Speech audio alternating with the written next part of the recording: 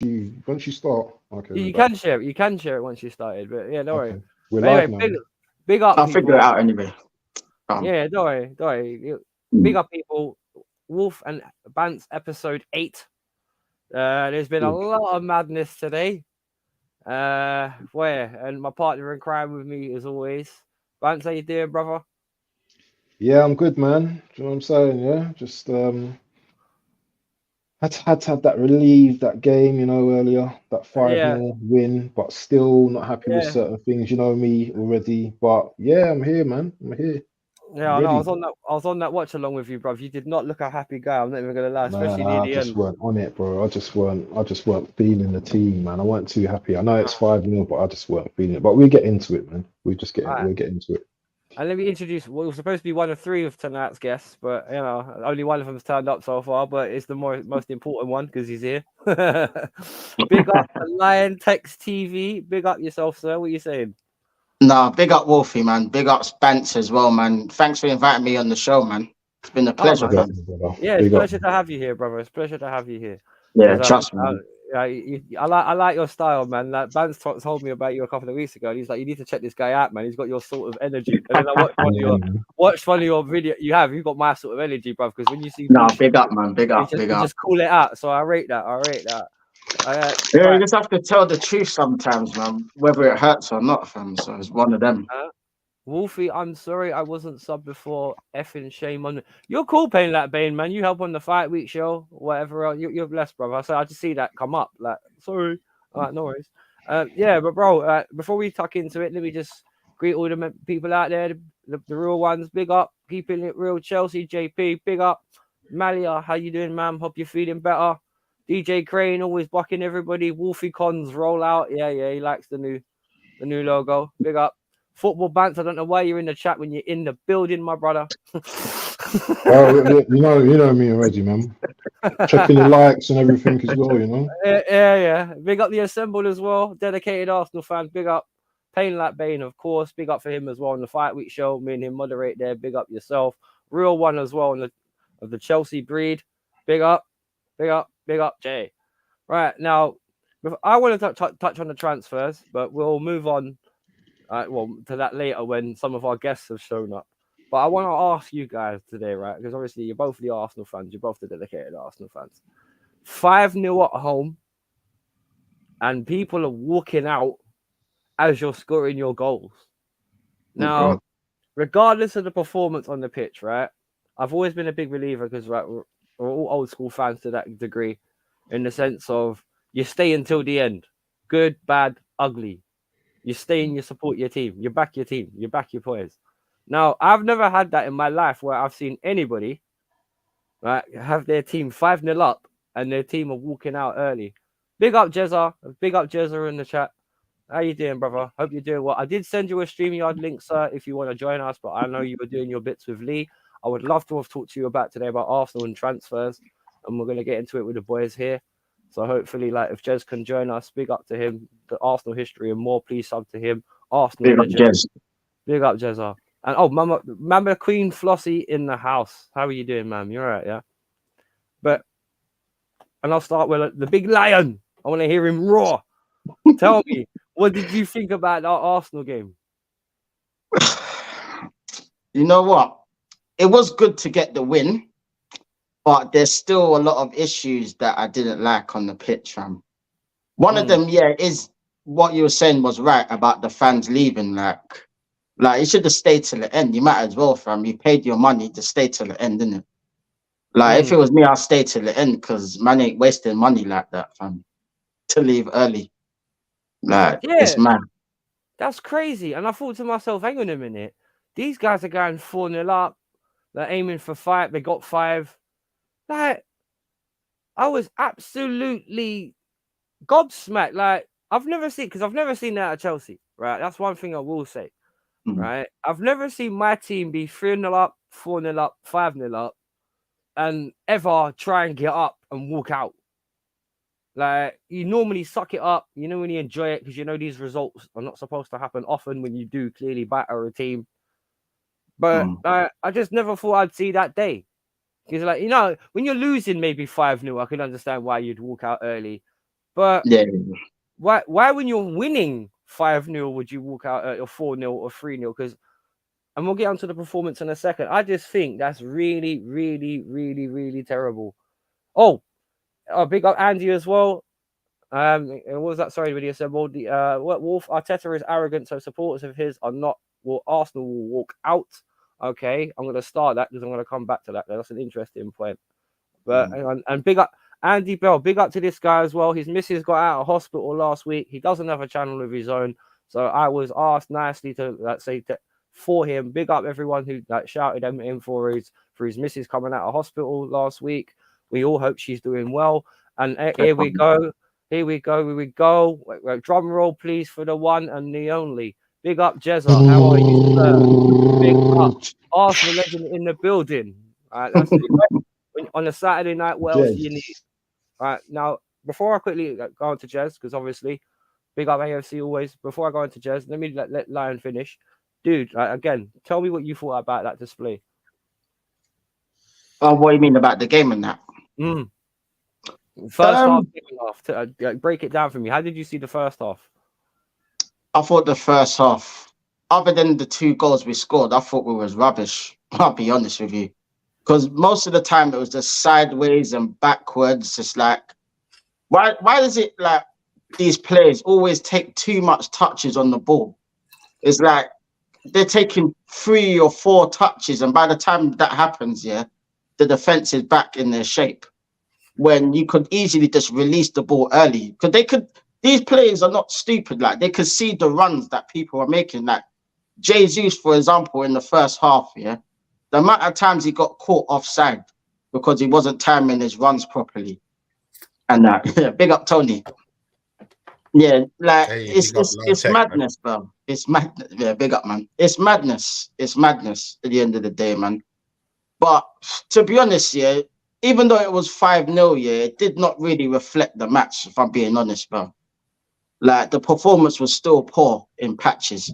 Don't get me wrong, we've been more clinical than we was in the last few weeks, but it's not good enough, bro. It's not good enough. Like, it's not sustainable at the end of the day. It's just not. I've said it too many times now. The performances are just not good enough. It's nowhere near what we was doing last season. Nowhere near. But I'm just happy for the result. But the performances, nah, I'm sorry.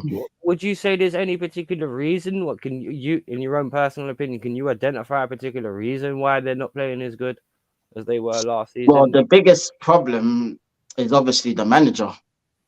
Because at the end of the day, it's his players and his system. And he's the one that sets up the team. He's the one that prepares the players on the training ground or whatever. So if he's changed something up that's clearly not working, it's because he's too arrogant and too stubborn to change anything. Like, honestly, if I wanted to say what I say about this manager, I'll probably get cancelled. So no, please. It's better I don't say anything. Yeah, I don't. I'm aiming to get monetized, bro. Please. No, I mean, I'm not saying nothing wrong, but he's not good enough, man. It's just not good enough. Oh, no, fair enough. Fair enough. Jezza, because obviously you were the second guest to drop in. Give me your take on the Arsenal. I know you've done a stream with Lee today and you've put out your player ratings. So I haven't had a chance to watch it. I apologize. So please give me a rundown of what you said. I'll watch that later. Yeah, I will as well on the replay. Big up, Lee. Well, in fact, it was a great result. Great result. Great 3 points. 5 goals. Don't often see that with Arsenal. But the performance was the same old, same old. We have to bring into reality, we played a very, very poor team. Crystal Palace. No disrespect, but they're crap. Right? Our midfield today was bloody awful. And, I just see once again players going backwards. We brought in a £105 million player. And the last 4 games, he's gone worse. Now, you have to look at what that is about. They've just had a great time in Dubai, bonding, having a lovely time, fantastic. And what has it proved? What has it proved, guys? Nothing. Nothing has improved. And you only have to sit here and look at the statistics of the players that have improved under this manager. And I said on the Yeti show earlier, right? I watched his watch long. Ivan Toney, yeah, brilliant player. If he came to Arsenal for whatever money we had to spend, he'd be another one that goes backwards because of this arrogant, ignorant, crap manager. And I've seen it tonight. Oh, 5-0, brilliant, blah, blah, blah. They're all gassing it up. It's like we won the bloody Premier League and the Champions League in one go. Do they not see? Do these people, some of these big Arsenal channels, do they actually not see the real bloody truth? It's a shit show. Sorry to swear on your channel. I beg your pardon. Right? At the end of the day, if you can't see what is happening at this club, and we're going to see it all tomorrow, fan cams from all these channels, yeah? Oh, it's great, it's brilliant, it's fantastic. It's not. Because every time this happens, we go into 5-0, fantastic, brilliant, yeah. Fall down the trap again. Can you not really see the truth? We've done this today, fantastic, brilliant, loving it. I'll take 5-0 every day and twice on a bloody Sunday. Yeah, fantastic, brilliant, 3 points. But it just covers up. It covers up against a very poor Crystal Palace. They were rubbish, man. I mean, come on. Yeah, they were. They didn't offer any threat.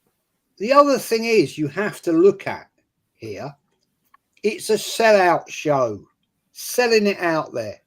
Yeah, because at the end of the day, January window, yeah, we're not going to buy anybody of quality. We're not going to go out there and get Tony. That's not going to happen. Smith Rowe, yeah, Smith Rowe, put in the shop window. Oh, we rely on him. We rely on that guy. Yeah, and you give him 5 minutes. We rely on him. Statement. Arteta stated that. Now, if all you guys here, right, everybody in the chat, right, fair play, all of it can predict the bloody substitutions every single time. Mark Trossard starts, scores a goal, lovely goal, yeah, gets his confidence up. No, come on, mate, you're coming off. I'm going to put on Martinelli now. Right, fair play to the fella. He goes and scores 2 goals on the counter attack, and I'm going to come to that in a sec. Give me time. Right, Havertz, absolute pile of crap. He's proven he's rubbish. He's absolute rubbish. Against Forest, a week's time, start Smith Rowe. Let him prove himself, because that boy, right, when that boy first came in, he was scoring for fun. Look at him now. Regression under Arteta. Again, another player. Rice, £105 million. Subbed off for Jorginho. Fair play to Jorginho. Did a job. But why? Why are we going down this road? Why are we doing this? Jesus spends more time eating the grass than playing football. Right? Shocking. Comes on. Nketiah comes on. I mean, you can't make it up, can you? You cannot make it up about Nketiah. Absolute dog crap. The man is useless. Did nobody ever realise he was that bad? £100,000 a week. I'm not going to get into shirt numbers. I'm not going to get into that one, right? Awful. Gabriel for Kivois, yeah, Kivwa got injured. Sorry, Gabriel got injured. So yeah, it's a logical choice. Yeah. Let's just look at the absolute crap show of tactics that Arteta has. He has no ability to mix it up. It's the same old, same old, same old. Why did Saka stay on for all that time? He did nothing. He was awful. Fixtures. Why did he stay on when he could have mixed that? Arteta could have mixed that up. Switch it. Jesus out right. Stick Martinelli. Bring Martinelli on. Stick him in at 10. Sorry, at 9. Beg your pardon. Right, and change it around. It's boring, predictable, and I see all these people 5-0. Oh yeah, yeah, and they're all singing that pathetic song at the Emirates. Right? They are absolute clouds, and I will come back to you on this one because at the end of the day, at what point, as a true fan, a real fan, I'm talking real fans, do you leave when you're 3-0 up with 10 to go? Never in a million years. There is no excuse. It's a 12:30 kickoff, people. There's no worries about transportation. It's not an 8:30 and you've got to get back to Watford or Reading or where God knows where you come from, right? 12:30, man. You're out the ground latest 3 if you sit there and have a chat with your mates. Yeah, sitting there. And I'll tell you why those people leave early. So I'll tell you, they're not proper fans. They're there day out. Most of them are bloody tourists. They've paid a shed load of bucks to get a fucking ticket. I swore again, but it winds me up this.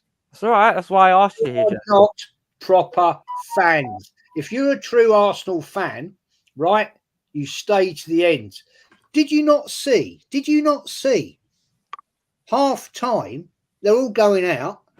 Right, might want to go for a loop, might want to go to the loo. Fair play, give them that one.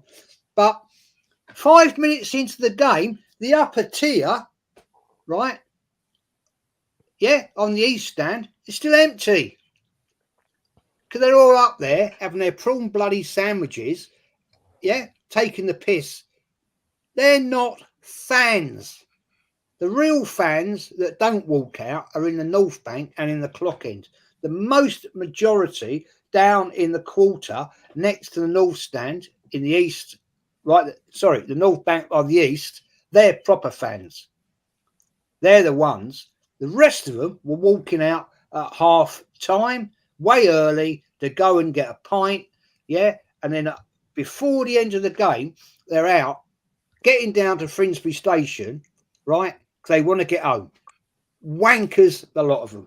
They are the worst of the worst in our fan base. And they are the cancer in this football club. And I'll tell you another thing, right? I speak to a mate of mine today, yeah? When that lot walked out, 10 minutes before the end, do you know why they were there? To watch AFTV. Oh my days. Fact. I'll come back to that. I was talking to 3 or 4 of my mates that still do go. Not many of my mates go anymore, right? And they only live around the bleeding corner. They were out there by the PR media centre, what you want to bleeding call it, waiting for AFTV. They want to get on AFTV. Wankers, a lot of them. Sorry for the rant, people, but I say it as it is. And if people don't like it, you're more than welcome to speak your mind, mate. Obviously, as long as you're not using very, very, very harsh. Keep going, mate. You're more than what. That was beautiful. You're a legend in the game. 100% facts. You know what I mean? 100% facts. All right, that's why he's here, man. That's why I try and get Jez on the channel as much as I can.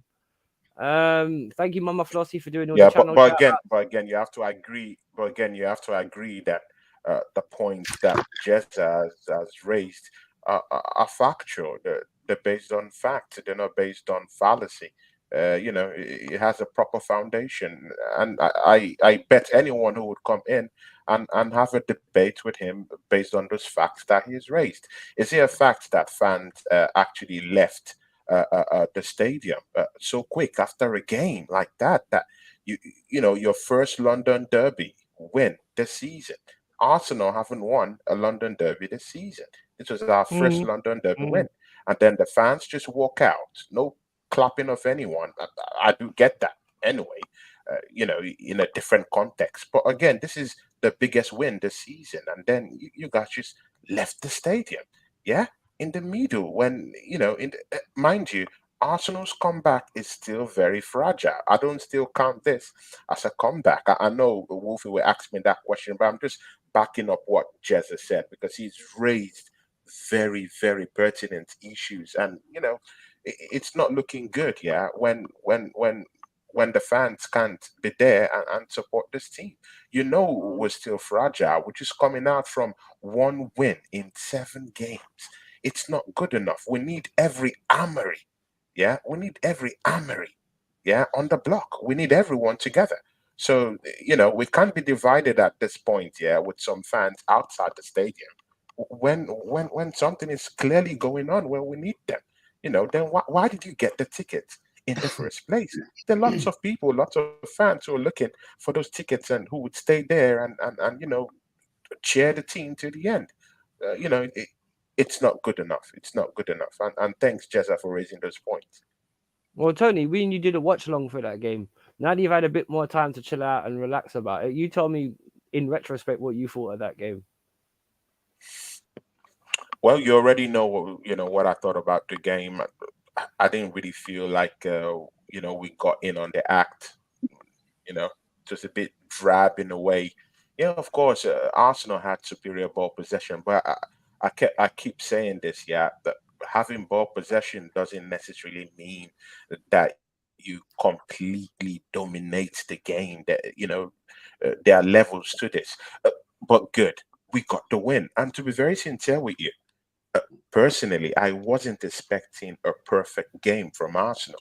By the way, we're just coming out from one win in 7 games. I wasn't expecting a perfect game in any case, yeah. But again, I wanted to see the basics, yeah, and that's what people at Lion Tech, Jezza, are talking about. We want to see the basics being done properly, yeah. And the basics I'm talking about is from the back. See, everyone who watched that game, you do still see Raya is a little bit shaky. Does anyone have any arguments to that? Is Raya still a little bit shaky? For me, the answer is yes. Did you see that that pass he gave directly to the Lemina, and Lemina actually shot? Good save, placed but it.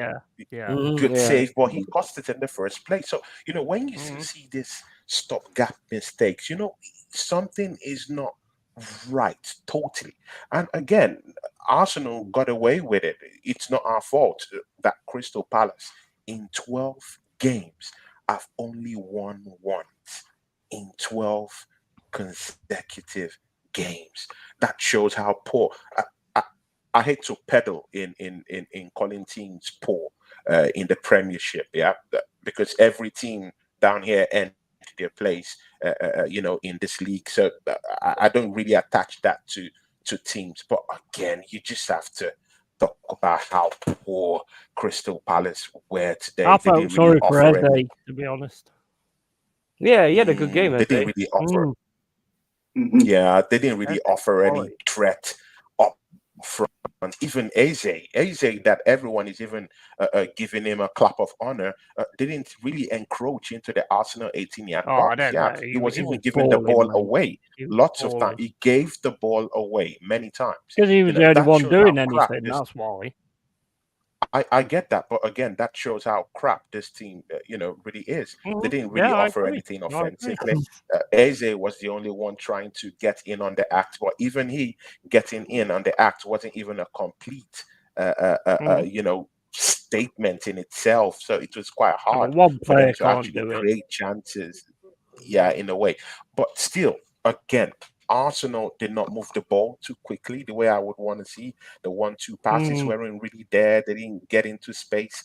Odegaard still wanted to have 20 touches on the ball in the 18-yard box. There were instances of him where he should just shoot the ball into the goddamn net. While trying to dress the ball like this and like that. Gabriel Jesus wasteful, always on the grass all the time. What is it with the grass with Gabriel Jesus?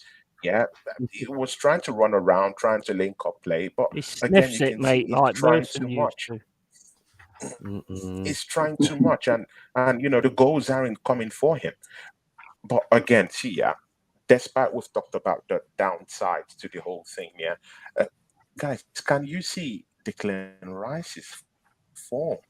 I'm sorry, Declan Rice is looking a little bit disturbing. I'm sorry, I'm not getting on him, but for £105 million signing in like 5 games, he hasn't really looked like the killer per se. I'm just saying, not putting that out there. I'm not getting hard on him, but I'm just saying that he doesn't really look like the player that he was in West Ham, innit? But again, time will tell. Most importantly, I want to see Thomas Partey back in this team. Let's see him in a double pivot, with Declan Rice in the middle of the park. Then hold that thought. Actually. Hold that thought, Tony, because the Partey thing is actually interesting, because that will come into one of the things I want to talk about in a minute. So, because when we talk about transfers, that's exactly who I want to talk about, and I'll ask you again. I will star it in my head and bear that in mind, because I want to quickly ask the Yeti man. Thank you. Yeah, no worries. Yeah, no worries, thank you. But let me finish up this. Okay, because I haven't finished up. So I want to see Thomas Partey in a double pivot with Declan Rice. Maybe something will change if Thomas Partey comes into the team, because Declan Rice's form is a little bit worrying. Yeah, Eddie got an assist today, but again, did he really look like someone that would really change the game per se? The answer is no. And one thing about this win, it glosses over a lot of things. 5-0, that's big in a London derby. I allowed that. That's good. But again, we're not playing quite well. And again, we do need a striker. I don't want, mind you, the transfer window is still open. It's the 20th day of January. We still have about more 11 days to go in the January transfer window. Arsenal haven't brought in a prolific striker. We just had the alarm bells ringing. Gabriel injured with an hamstring injury. I know it doesn't look too serious, but what happens when it becomes serious? What happens when Saliba drops? What happens? So that's the bigger problem. So we do need these guys to come in and bring their A game in their recruitment, because we do need a central defender, not the likes of Kivior, who don't offer us anything. A seasoned backup defender who would come in. Last question. I just want to ask this, Lion. That's the original club crest you got on your hat, isn't it? Oh yeah. It's the old one. Respect you, man. Respect you for that, because that's 1886, fella. Well done. Or original. Well done. The original. Yeah, exactly. I respect but one of the good. I respect you for that. Thank you, Jez. Good up, man. Yeah. One of the big takes away. I'm thinking that I couldn't really see it too much. I'm thinking, I'm bloody certain that is the original Dial Square club badge. The original. Yeah. Fair play to you, man. I respect you for that. Thank you, man. I never spotted that. But again, we need to roll on. Sure. One of the biggest advantages that I've seen, or something good that I've seen in this game, is Gabriel Martinelli scoring a goal. I'm the most happiest, because 15 goals last season. Gabriel Martinelli scored. This season, that goal tally has dropped to 2. So now he's made it 4. That's what I want to see. I want to see this guy literally get in on goals. If we can get him working and kind of like get others working too, but mostly Gabriel Martinelli. If we can get him working, I'll take that. I'll take that because all of them have down tools all at the same time. If Gabriel Martinelli gets in on the act and is scoring goals from now on, then maybe there might be a change. But still, we still do need that big time striker in it. Look at Ivan Toney. They're doing his thing today. Yeah. Arsenal should be able to go get him, man. That's why I want to move on to Yeti, because Yeti, your game, I'll tell you what, your game was the more exciting game of the two today. And I did watch a bit of your watch along, and I did watch some of the game as well, but I was up and down doing a couple of bits. Now, can I ask you a question, right? Because I want to talk to you about what's going on off the pitch, but I'll start on it. Give me your assessment quickly of how Forest played today. Did you see any difference from Stevie Boy? Is Nuno the man, or? Well, basically, first thing I want to say is thanks for having me on this. Really do appreciate it, as always. I had a great watch along, 142 subscribers now, so that's building up. Also, I want to say, Lion, can you just put that hat towards your camera so I can actually see what that emblem is? Nah, don't, mate. He wouldn't understand. He wouldn't understand, man. I just want to put your head down. I've never seen that before. That's cool. That's awesome, man. Oh, no, a little bit up. That's down. Yeah, that's it. Down. Yeah, I can see it, man. Yeah, I don't know if this camera's too clear or not, but yeah, mate. Yeah, that's awesome. With the game, I'm fucking pissed off, to be quite honest with you, because I thought the start of it, we had the midfield, we was doing the right things. Danilo scores an absolutely amazing goal. Anybody that turns around to me and says that Tony's not the man for your club, you're fucking clueless, because the guy was all over the place. He was 1 minute he was on the left, 1 minute he was in the centre. He's all over. How do you defend against that? It's crazy. I mean, the corner, he just drifts away. Nobody sees him. You know what I mean? And then he does what he does. He's just such a really good player. But the fact of the matter is today is like what you've asked me, Wolf. Is Nuno different to Cooper? I think we do more a mid block than a low block. What Mangala was doing with grabbing that guy's shoulder is just ridiculous to me. Absolutely. It's again, we score a goal and then somebody does an absolute stupidness that just gives away a goal away straight away. And it's just so frustrating to actually see that. And I think it just knocked us back so much that we just couldn't kind of get it going again. We managed to score 2 goals, great goal from Woods, and then just capitulated again. It's so frustrating to see, to be honest. Well, how did you rate Tony today? Because Tony, I thought he looked like a player that had just come back. I thought the way he was moving and everything like that was exactly what I expect from Tony. Some of his fucking passes, some of his link up and all, that guy's scary. It's not just about his finishing. And the way he did that free kick as well was just absolute quality. You know, he saw the issue, he worked it out, and he fucking scored the goal. Big up to him. I knew he was going to come back, although other people say that I've said that he didn't. I didn't know he was going to come back and be good. But anyway, that's another thing. But you know, I knew he was going to come back firing. You know, so I'm not surprised he got his goal.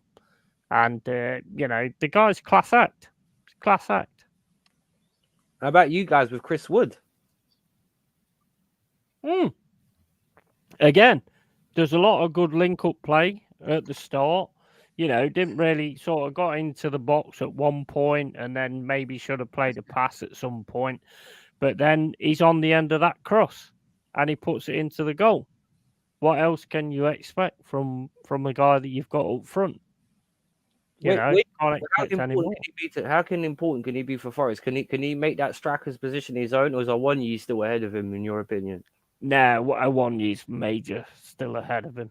a major still ahead of him. I'm hoping that a 1 year having that groin strain operation is going to stop him being out all the time, because that's the only thing that's kind of hampering him. So hopefully when he comes back, which should be next week against Arsenal, and also Morgan Gibbs-White should be back next week as well.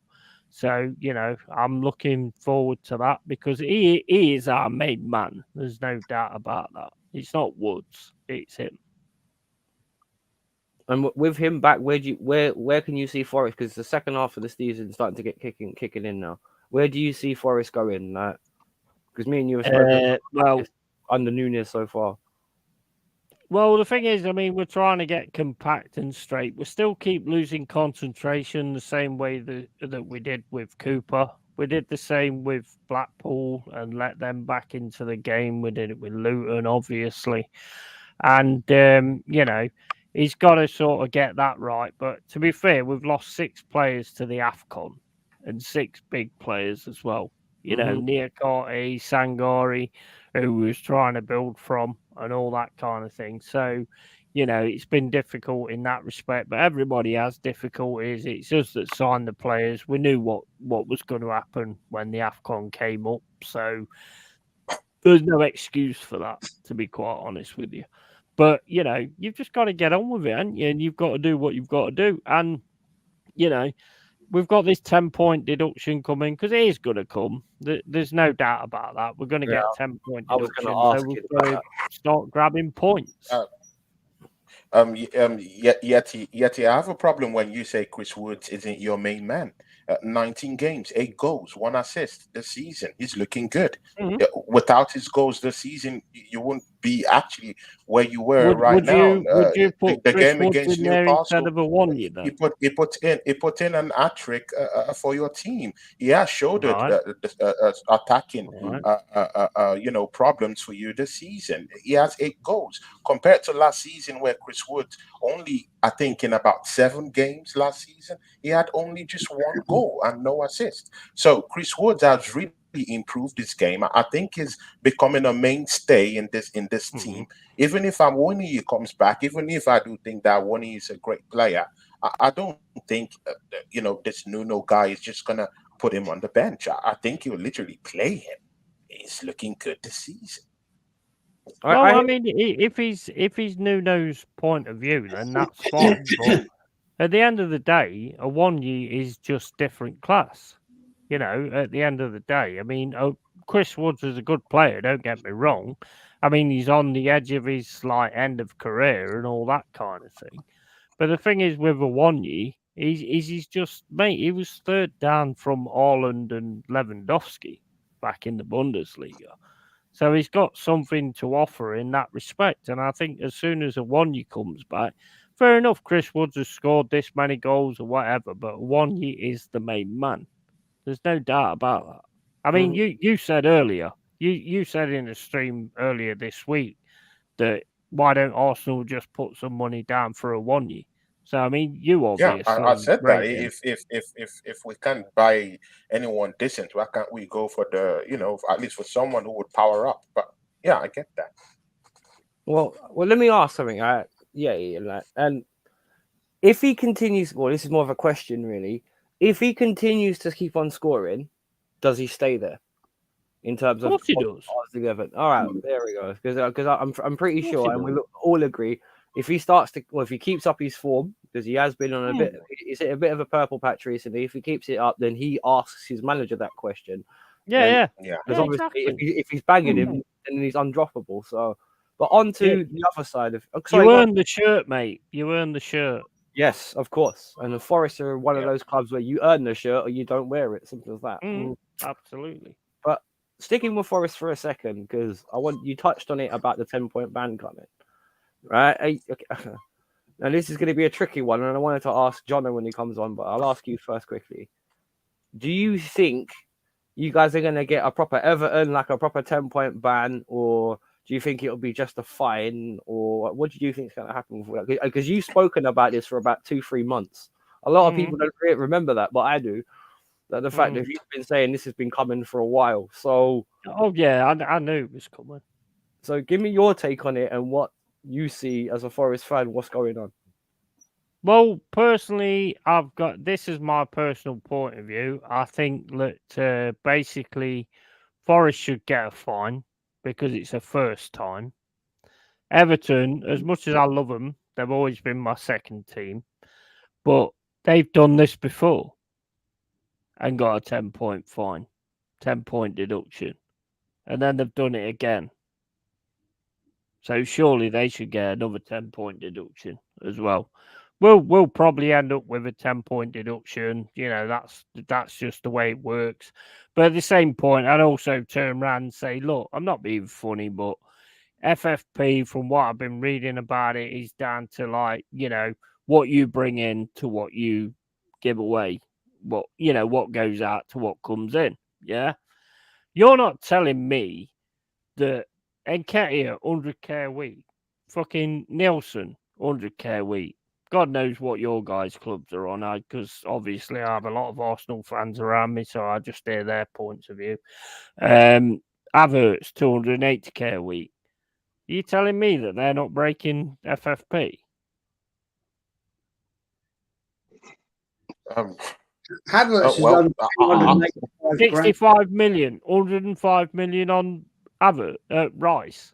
Well, this is what I was going to come to Arsenal fans about transfers because leading on, we'll speak about for it. We'll go on to Arsenal next because obviously we've got quite a few Arsenal fans on the panel, so we'll make that its own little section. But tell me, in the be all and end all of all this, do you think it's definitely going to be a 10 point deduction? And did you see it coming from that? And why did you see it coming? Because you have been going on about it for a while. I think no fuckers, because it's just Forest, isn't it? So it's just like, you know, teams that are more at the bottom than at the top. So they'll absolutely fuck us. I've got no doubt about that whatsoever. You know, they'll do us 10 points, 10-point deduction. I know that's coming. That's why I said that we need to like get as many points as we can, so it doesn't make that much of a fucking problem for us, and we're still in the good positions. If they do it now, we're in fucking serious bad positions. But the fact of the matter is like, you know, I mean, I'm not going to go, oh, you should get done for AFFP, although I probably already did before, but that's out of order. But anyway, you know, I mean, they're going to screw us. And the reason I said it is because of how many players we signed when we came up to the Premier League. But I think we need to be looked at as a fact of, you know, this is the first time in our Premier League. We needed to build a fucking team, for fuck's sake. We didn't have a team. So what choice did we have? League want us playing a fucking game with 3 players? The rules are there. The thing is, I hear what you're saying. Yeah. The rules are there. It's quite clear. Yeah. I've broken rules all my life, Jez. So I'm glad Yeah, that's yeah, but the rules are there for a reason. That's what Jess is saying. The fact is, it's proven. You have to state your sustainability over 3 years. Yeah. Right, and it has to be within 105 million. Mm-hmm. Now, I get where you're coming from. I get that.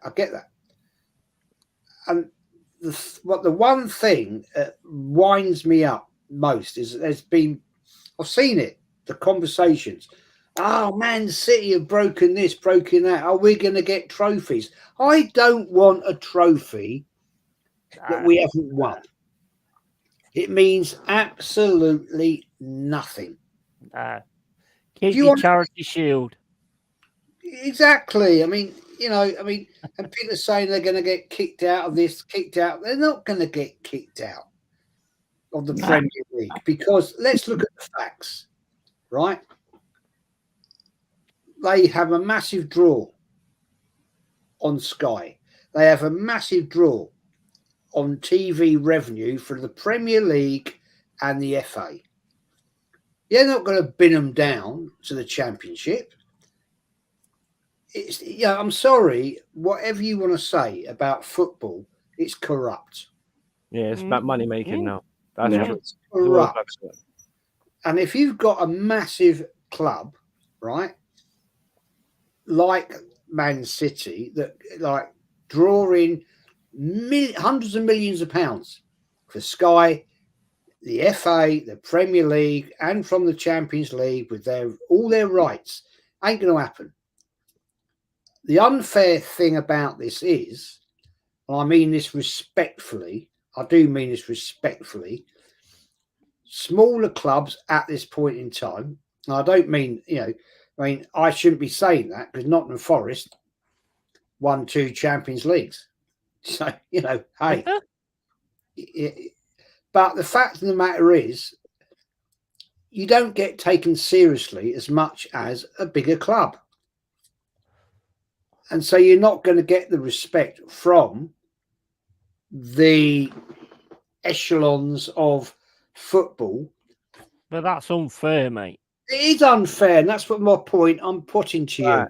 That is the point I'm making. Go on, Jez. Sorry. Go on. The fact is, all this bullshit. Relegating. We're gonna. City will get relegated. They'll get kicked out. They're to be banned from Europe. Blah blah blah. Yeah, they're gonna have all those cups taken away from. Forget it. Bollocks. No. All that will happen, right? Is it might be in 2-3 years' time. They'll start the season, with maybe a 10-point deduction and a massive fine. The money won't mean anything. Yeah, exactly. They could get fined £1 billion. That is small change to their owners. Small change. That would bankrupt most clubs. Everton, Nottingham Forest, Leeds United, teams of that ilk, Brentford, Luton, it bankrupt them. Yeah. That money to them is nothing. Their owners would go, yeah, all right, how do you want me to pay you? Cash or check? Yeah, one of those ones. Shall I pay on my American Express? All of a sudden drop those charges down to 50 through legalities. That's what I'm saying, man. That's the way football works. But again, Jezza, you said something when you started. The rules are there, and if the rules are there, I'm sorry, there should be equality before the law. Every single team in this league should, to be honest. Every single team should be subjected to those rules and regulations. And I'm very sorry to say this, but even Chelsea Football Club has been banned from Europe before. Ever read it? But Chelsea have been banned. No. What Jez said. Ever read that book? From Europe. Some animals are equal, but some are more equal than others. George Orwell.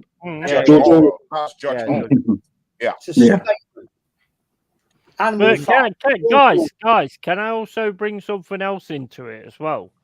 If you've got like the FFP where you're bringing money in, that works against the lower teams. I don't know what they've done with that, but if you're getting top 4 and you're getting Champions League money, you're going to make your FFP better than a fucking lower team in the division is. Well, and they're never going to be able to get to that standard. Well, that's what happened to Everton, isn't it? The fact of it, they got punished based on projections because they thought they were going to finish higher up in the table. Yeah, and eventually it went balls up because they ended up fighting a relegation battle with Lampard, I believe, is one of the seasons that they got done. Yeah. And it was one that they just simply didn't cut it. And that's why I want to quickly bring in Jono because one thing about it is copiously right now, and I think it's going to happen. I got Newcastle are ones that are going to get looked at. We're already being investigated. But I have to say, I have to bring this point up again here to there, mate.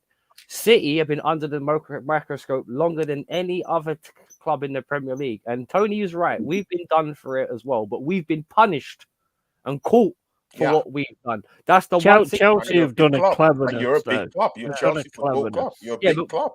Yeah, but we've been a big club despite the fact we've been punished. Everyone, I hear what everyone's saying about maybe City should be stripped to this and stripped to that. But realistically, that doesn't change anything. Because noticed a loophole, mate. That's how they go away with it. Because, like, you've got Caicedo, you've got Endo. Yeah.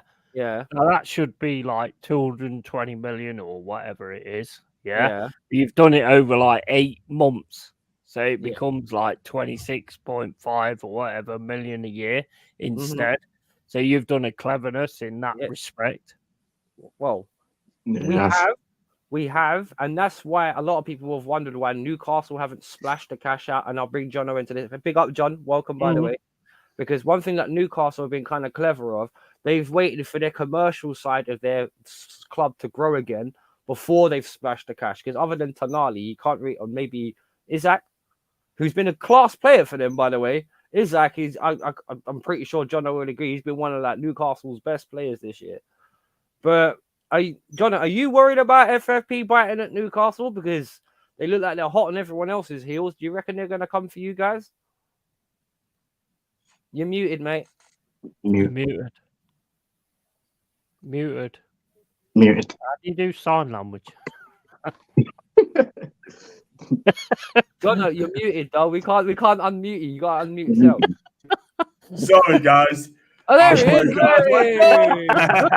Hello. We were trying to reach you. That's funny as all trying to do the sign language for muted. Sorry, guys. Sorry. Go on, Big man, up go to big up to you in the chat. Big up to you guys in the room. I hope you're having a good day. Good yourself for Arsenal today. And well done to you guys. Massive 3 points to you guys. We haven't got caught yet. Touch wood, it doesn't. I think we're doing it the right way. Our chairman, Dan Niels, has come out and said that we're going to do everything by the book. Yeah. We spent over close to 400 mil on players since you had the takeover. Yeah. So you're going to be really careful. Now, this FFP, I had a show the other day with Carl and Martin from Mancunia Weir, came on my channel, excuse me, and they explained everything what was on about Man City. And they think they'd probably get away with it, But this FFP is there. I didn't agree with FFP, but at the end of the day, it's there for a reason now, yeah? We got to play by the book. And you've got to spend on money absolutely correctly. So it's no good going out and buy players like 100 million, 150 million. We got to spend money rightly. Do you know what I mean? You look at the players we bought. Tonali, 52 mil. Harvey Barnes, 38 mil. Stone Button, 35 mil, right? We spent about close to 400 million quid. Now, it looks like we're gonna end up selling Kieran Trippier in this window to Bayern Munich, which I think, for me, it makes no sense whatsoever. But no. For me, I think he's going to go personally. I hope I'm wrong. I want him to stay, but I think he'll go. I had Newcastle fans on Twitter said to us today, look, if he sold Trippier, it'll free up FFP. Now, we've already got a replacement, Tino Livramento, coming in to take this place if Kieran decides to go to Bayern Munich. But we're going to try to do everything by the book. I hope we don't get caught, because if we do, we could be in big trouble for this as well, Wolfie. So it's a tough one, really. But this FFP thing, Man City and Chelsea, from my understanding, didn't agree with FFP. Liverpool did. But it's going to be interesting to see what happens later, further down the line. But like you said, there's going to be other clubs going to be in big trouble. So they're going to get caught. I don't know what you think, mate.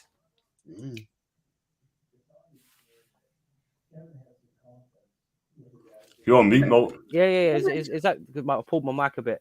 Is that the reason why Newcastle have been so cautious? And maybe in the January transfer window, you think that they want to get rid of a couple of players before they sign any because of FFP? They're worried about it because we all used to have clubs that used to sign players before they sold one. It was 1 in, 1 out sort of thing. But that sort of model's kind of like vanished over the last 4 or 5 years. It's always cutting this and cutting that, cutting this, cutting that to balance the FFP. And do you think that's what Newcastle are doing right now with the sale of Trippier? Because I think him leaving hurts you, to be honest. 100%. Because he's a leader. Definitely. He's a leader. And, yes, he hasn't been playing well, to be fair, making like high-profile mistakes like the one against Chelsea, against Everton, But at the end of the day, listen, he's been overworked, though, to be fair. Say again? He's been overworked, to be fair. I think so. The injuries that you've had. Yeah. And also he's got his personal life problems at the minute, which I'm not discuss here. There's just no way. But there's a lot of people worried about Trippier's form. but we don't want him to go. But some people want him gone so you can free FFP. But the players you get rid of is the players that are out of contracts. Yeah, Jamal Lascelles, Paul Dummett, Matt Ritchie, yeah, Jeff Hendrick, Isaac Hayden. They should all go. So don't give them another contract. Just that frees up FFP. Yeah, you've got Bruno Guimaraes. He's got a $100 million release clause in his contract. He will be watched in the summer, and I got a funny feeling he'll be off as well. Joel Linton, for those who don't know, is having a contract standoff. He's got 18 months left on his contract. I was going to ask. Yeah, but when you hit a buyout clause, it doesn't mean the player goes. It means the team gets to speak to them. It doesn't mean they automatically go. Yeah, it's a matter of contract then, because that happened to Liverpool when they bid for Caicedo. He'd already given his word that he'd go to Chelsea. So even though the 110 million bid got accepted by Liverpool, it became this massive story how Caicedo snubbed Liverpool and all that kind of thing. Then the Lavia thing happened, and it was just seen as that madness. But having that release clause in your contract also means that there's certain vulnerabilities, with you and with your contract situation with the football club. It means that if a bigger club than Newcastle comes in and talks to the player, sort of what we call a tap up these days, the player might be, his head might be turned. He might want to go to Real Madrid. Well, he might want to go to FC Barcelona. If there's big money coming in for the player, just pay my release clause and we don't have any problems. So there's always that thing about vulnerability of that player when you have a clause written in your contract. So it's as easy as that. Well, hang on. Let me ask my... Yeah, let's agree with Tony's opinion there as well. I think he's right. But look, I mean, he's going to get a big move. I don't think Bruno will be at Newcastle for the rest of his career personally because he wants to win things. Yeah, we're not going to get Europe this season the way things are at the minute. He wants to be playing European football. Yeah, he wants to be winning things, trophies as well. Could he get that at Newcastle? You never know. But if Real Madrid, Barca comes for him, then he's not going to turn it down. There's just no way because they're massive clubs. We just cannot compete with Madrid and Barcelona. We cannot. But we'll get someone else in this place. And it's a shame, but that's football. Every player has his price these days. To know, I mean, even Darren Hills, even can't say that. Every player has their price. Well, you mentioned Joe Linton. Do you think that contract standoff is related to that? Because obviously he maybe wants more and the club aren't willing to give him more yet because they're not quite set in the position yet where they can give him more. And he's maybe just being a bit impatient. Give me your take on it. Yeah. Well, I didn't know this yesterday. Apparently, according to Craig Hope, he's North East reporter from Daily Mail. I mean, fans think he's so negative, it's incredible, right? But sometimes he gets it right. And he comes out and he said that Jolin's wants to Jolin's agents come out and say he wants 200k a week online with Bruno and Kieran Trippier. So Newcastle is not going to give him 200k a week. There's just no way. It's not going to happen. Yeah. So why is that though? Why is that?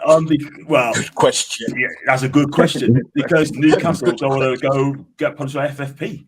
You know what I mean? So I mean, Trippier's on 120k a week. Bruno's on 160k a week, highest paid earner as well, I believe.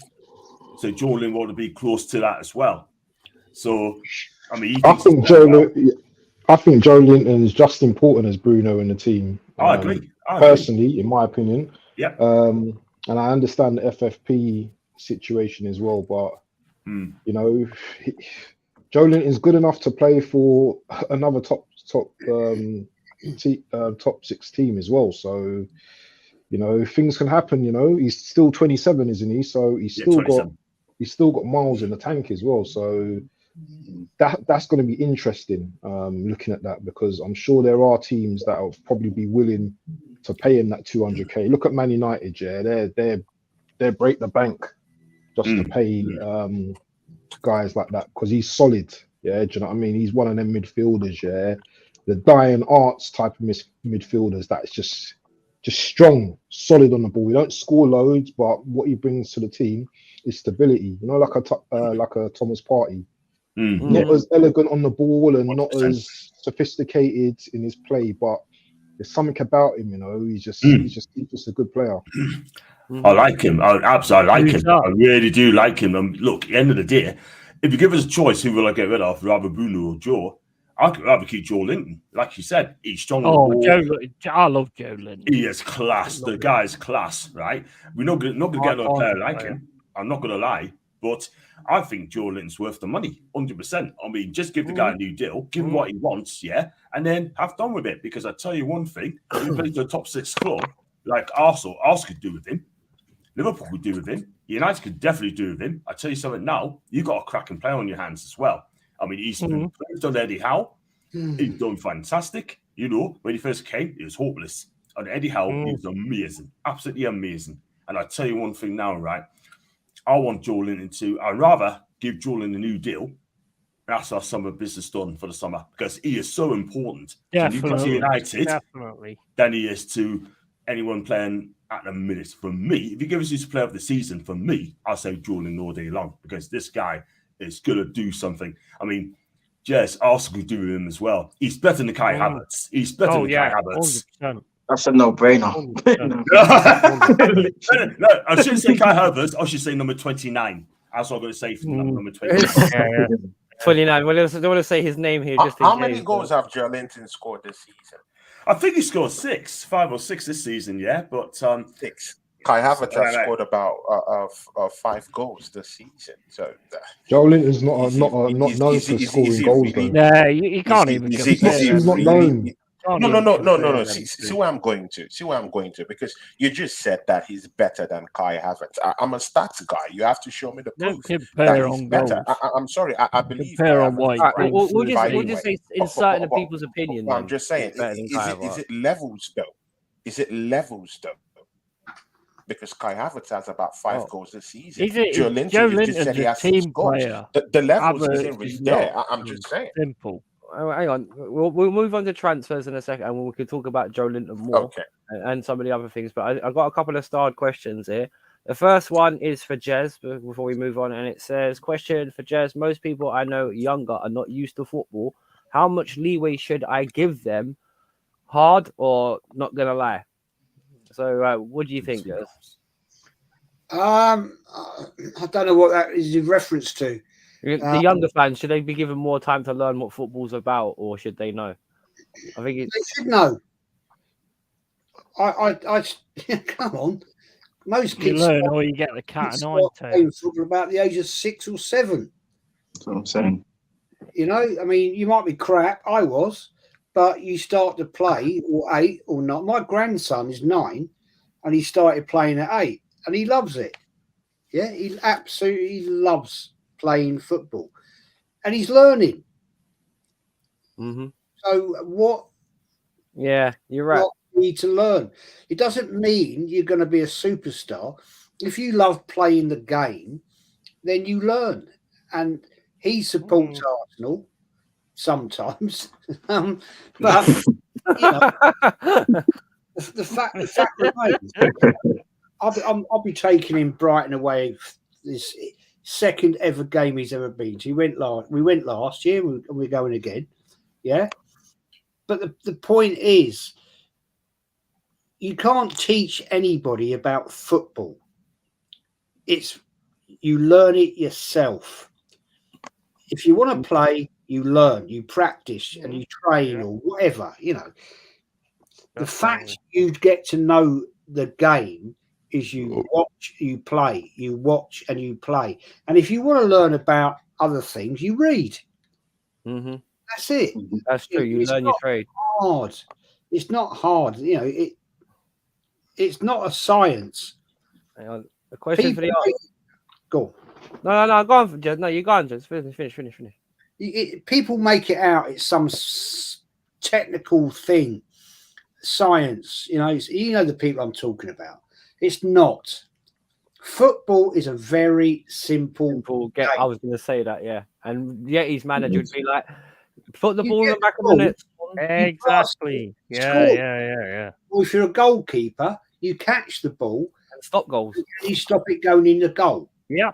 It's not much harder than that. Let's get all right. There's laws, offsides, and blah blah blah. You know, all the indirect free kicks, direct free kicks. That's fine. That's technicalities.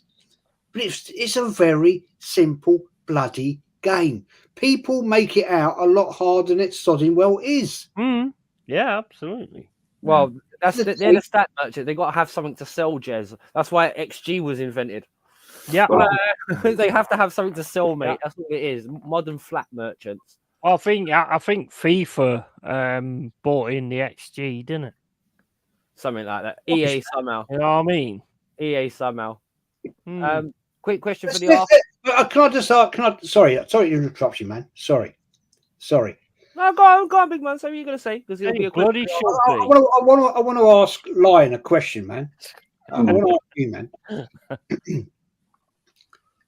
In the years, I don't know how old you are. I'm not going to ask you how old you are. In the years you've supported the Arsenal, right? You must have seen some differences in how it's gone from a good level to now where we are. And the fact 100%. What we're seeing now is a below mediocre situation. Because all we see now is people hanging on by their nails. Oh, well, it's good. Yeah, yeah, okay. Yeah, well, we're in phase 5 now. And then, we're going to do this and do that. Mate, I don't know how frustrating that is to you, but to me, it's absolute bullshit. At the end of the day, if you don't win, come in second, come in fifth, I had a comment. Was it last night somewhere? Some clown. I was watching on the show. Oh, if we get a semi-final and we get women appreciate you when you come second. What's that Nonsense. Nothing. Semi-final in the Champions League and you lose. Come in second, like we did last year, you lose. You've not achieved anything. Exactly. No, the thing is, Jez, like I grew up with my team winning because I was born in '89, the year we won the league. So I didn't see that game, for example, but I've watched it like on video and stuff like that. But I've seen the 3 Premier League titles that we won under Wenger. So I know the standards. Now, the standards now is so ridiculously low, that it's beyond mediocre. It's beyond it now. Because people are accepting losing all the time. And it's nonsense. Because when I was growing up, I know you're a lot older than me, Jez, so you know a lot better than I would. Yeah. But when I was growing up, it was us and Man United every single season battling out. The amount of times we lost league titles on the last day, because it was 1 point difference. Like, this is what I was used to growing up.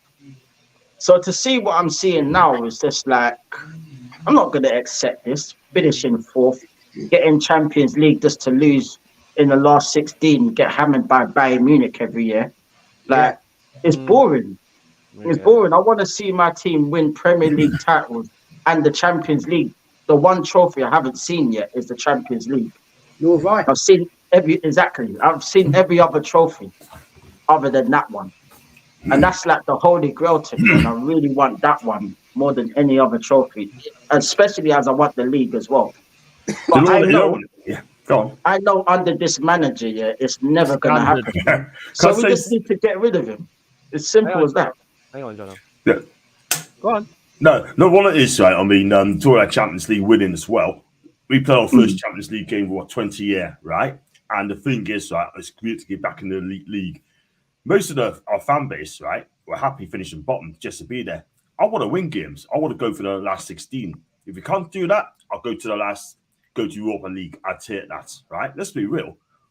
I'm like you guys. You did brilliant, though, to be fair. We did. We got done at PSG. I was at PSG for the game, and we got absolutely conned. Never handball. I'm sorry. It was never handball. No way. No, even by UEFA's own rules of bouncing off someone's body part, hitting their hand in their own rule book, and I said this live on a show, it's not a penalty, and they actually disregarded their own rules. Absolute. I think you smashed them 4-1 at your place, mate. We did. Fucking live with that. I'll give you a fact. Right, I'll give you a fact. Can you tell me the team that had the longest run in the Champions League in Premier League history? What you mean in, year out? Arsenal, wasn't it? Arsenal. Yeah, it's definitely Arsenal. I remember. Yeah. 25 years. You straight, you're on it. And never won it. One final. You went to the wedding, but it was always the bridesmaid. Yeah, literally. One final and one semi-final. I mean, you know, we sit here in privileged company. Nottingham Forest, 2 on the bounce. I remember watching the games. Chelsea, yeah. Arsenal Football Club have been the longest running team in the Champions League, bar nobody, season upon season, and we've never won it. Out of the big clubs, that's true actually. Out of the big clubs, everybody else, when you think of Man United, Juventus, they've all won it once at least. So, you know, that's an interesting point. We won it when it was a major competition. Well, you won it. You won it when you had to. Sorry, you didn't have legs or anything like that. We won it straight out. Look. You had to win it when the cup was the cup winners. In terms of you had to win it to be in it. You had to win something to be in it. So I do get what you're saying. I was 67. Come on, man. All right. Well, hang on. Let's not get too. Yeah, but it wasn't about leagues. It wasn't about leagues back then. Joking. It was about if you lose, you're out.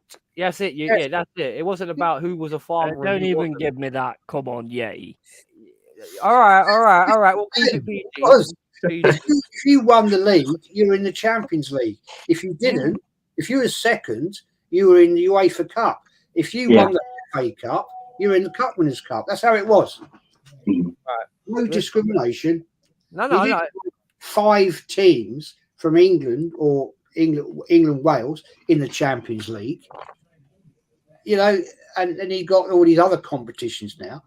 I get that, Yeti. I totally respect your comment, my friend, because it's been downgraded. And why? Yeah, 100%. We took on Liverpool when they were in their heyday. More teams you've got in it, right? The more teams you've got in it. When you lot, Nottingham Forest, right, won it in, was it 88, 79 and 80. Yeah, that's right. Yeah. Fluffy. How many teams were in the European Cup? How many? How many? Not very many. It's only the winners. But wasn't it 16? 16. And we beat them all.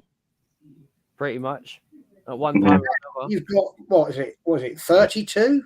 32 now, double. It'll be more next season. They're going to put 42 now, I think, because when it goes into the league format. But it's going to be downgrade the competition.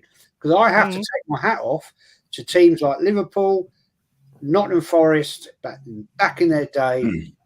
They won it, and they were the biggest teams in English football, right? Man United in the 60s, respect to them, 68, I think it was, they won it. Yeah.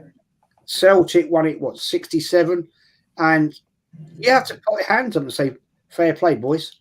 Didn't Aberdeen win the European Cup under Fergie as well? If I'm not mistaken. I didn't know they did something in Europe with that. Man United won. Yeah. But of course it did.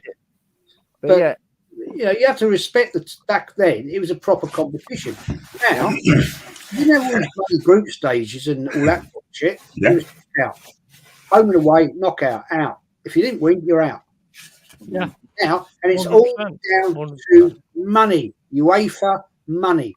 Money. They want more matches. Out of it. More revenue, more TV rights. Exactly what they want. Jess, can I ask you a question, Jess? Because you know a lot of things, right? Do you think there's going to be a Super League coming in soon? In your opinion? Absolutely. Would you have it? Would you take it? Nope. Not at all. No. I don't think any of us would. 100% it's coming in. It's money. And that will always take the precedence over anything. John. Go on, Jess. Arsenal would never compete because Arsenal wouldn't have the money. At the end, you'd have. I'll tell you what. Right now, your club would, because you've got the richest owners in world football at this point in time. Man City, of course. Man United would, because they'll invest massive. Liverpool, they'll be in the mix, right? Chelsea will, because they've got the money. Yeah. Sorry, I can't say Forest will, but hold a minute. They're probably the biggest clubs in England that will compete in that. Arsenal won't, because we won't invest. Right. And under the management we've got right now, we haven't got a Well, on the subject of investment, okay, and this is a question that I started. We haven't heard from Mabs for about 3 days. That's what I was going. That's what I was going to talk to. You know what, mate? I've been sitting here for over an hour, no questions. No, I'm sit here and listen, mate. The next question is actually for you, because I want to move, because obviously transfers was the point. One of the gents made a point about that, so I'll move on, because this is a question. He's a co-owner of this show, right? Yeah, he's just been quiet. Of this show. Yeah, he is. We take turns in hosting. Sometimes he hosts one week and I host the next, so we alternate. But he knows he can speak whenever he wishes. You know what I mean? Like, but I'm going to ask him this one: is the problem at Arsenal not that a player needs to play? Is it the manager? Let's flip it over to transfers and what could and could not happen. What do you think needs to happen at Arsenal? Is it and this is a question I want to ask John as well, because Jose Mourinho has been linked with the Premier League again this week, where he got fired at Roma, and Newcastle and Chelsea have been two of the names that he's been touted about. So let me quickly ask, right, on AFC's always point is Diego Simeone potentially leaving Atletico Madrid at the end of the season. Bring him in, regardless of all the stuff about the negative football, and will he bring trophies? So let me ask you on that point, would you take a Jose or Diego over an Arteta, Bantz? More so Simeone than Mourinho, I think. Even though Mourinho has had his success, something about Mourinho, man, he just irritates me a little bit, man. You know, he said some things about my club back in the day, which it's wound me up a little bit. Do you know what I'm saying? But he can win you trophies. Nah, you know, like, do you know what? He always used to. He was like the Pep back in the day. Serious? He used to get to Wenger. He used to get into Wenger's head, innit? Yeah, he used to get into Wenger. Yeah, he used to get into Wenger's head. No. It's about preference. That can win you something because he said something in the past. Well, what did he win? What did he win at Spurs? Well, he got to a cup final. Spurs are shit. But he didn't win anything, did he? When he was close, he was never given a chance to. But he was close. Is this a question for me, or are you guys going to answer the question? You're asking me. I responded to what you said. Yeah, I personally prefer Simeone more than Mourinho. Yeah, I'm not saying Mourinho is not a good manager, he's not a world-class manager, but for me, you want him, that's it. Yeah, I would prefer Simeone over Jose. Obviously, Jose, his record speaks for itself. Much better manager than Arteta. Do you know what I'm saying? Right. Yeah, coming to the club, does his thing. Do you know what I'm saying? But it's also that Mourinho football as well, that style as well. Yeah, it's successful as well, but I don't know, man. It's like Conte when he went to Spurs and that. Do you know what I'm saying? I don't know if that suits Arsenal's type, the way we play. I don't know if him coming in. Mourinho's style was like George Graham. Just saying. Tactical. No, it's tactical, but that's not how it's set up now. Yeah, I don't know if I can. I don't know if I could take that football, to be honest, man. That's me personally, though. But Simeone, I don't know. I would take him. I would take him all day long. Yeah, I agree with that, mate. I agree with 100%. I would. If you're winning, it don't matter how you win. 3 points is all that matters. That's the only stat that matters.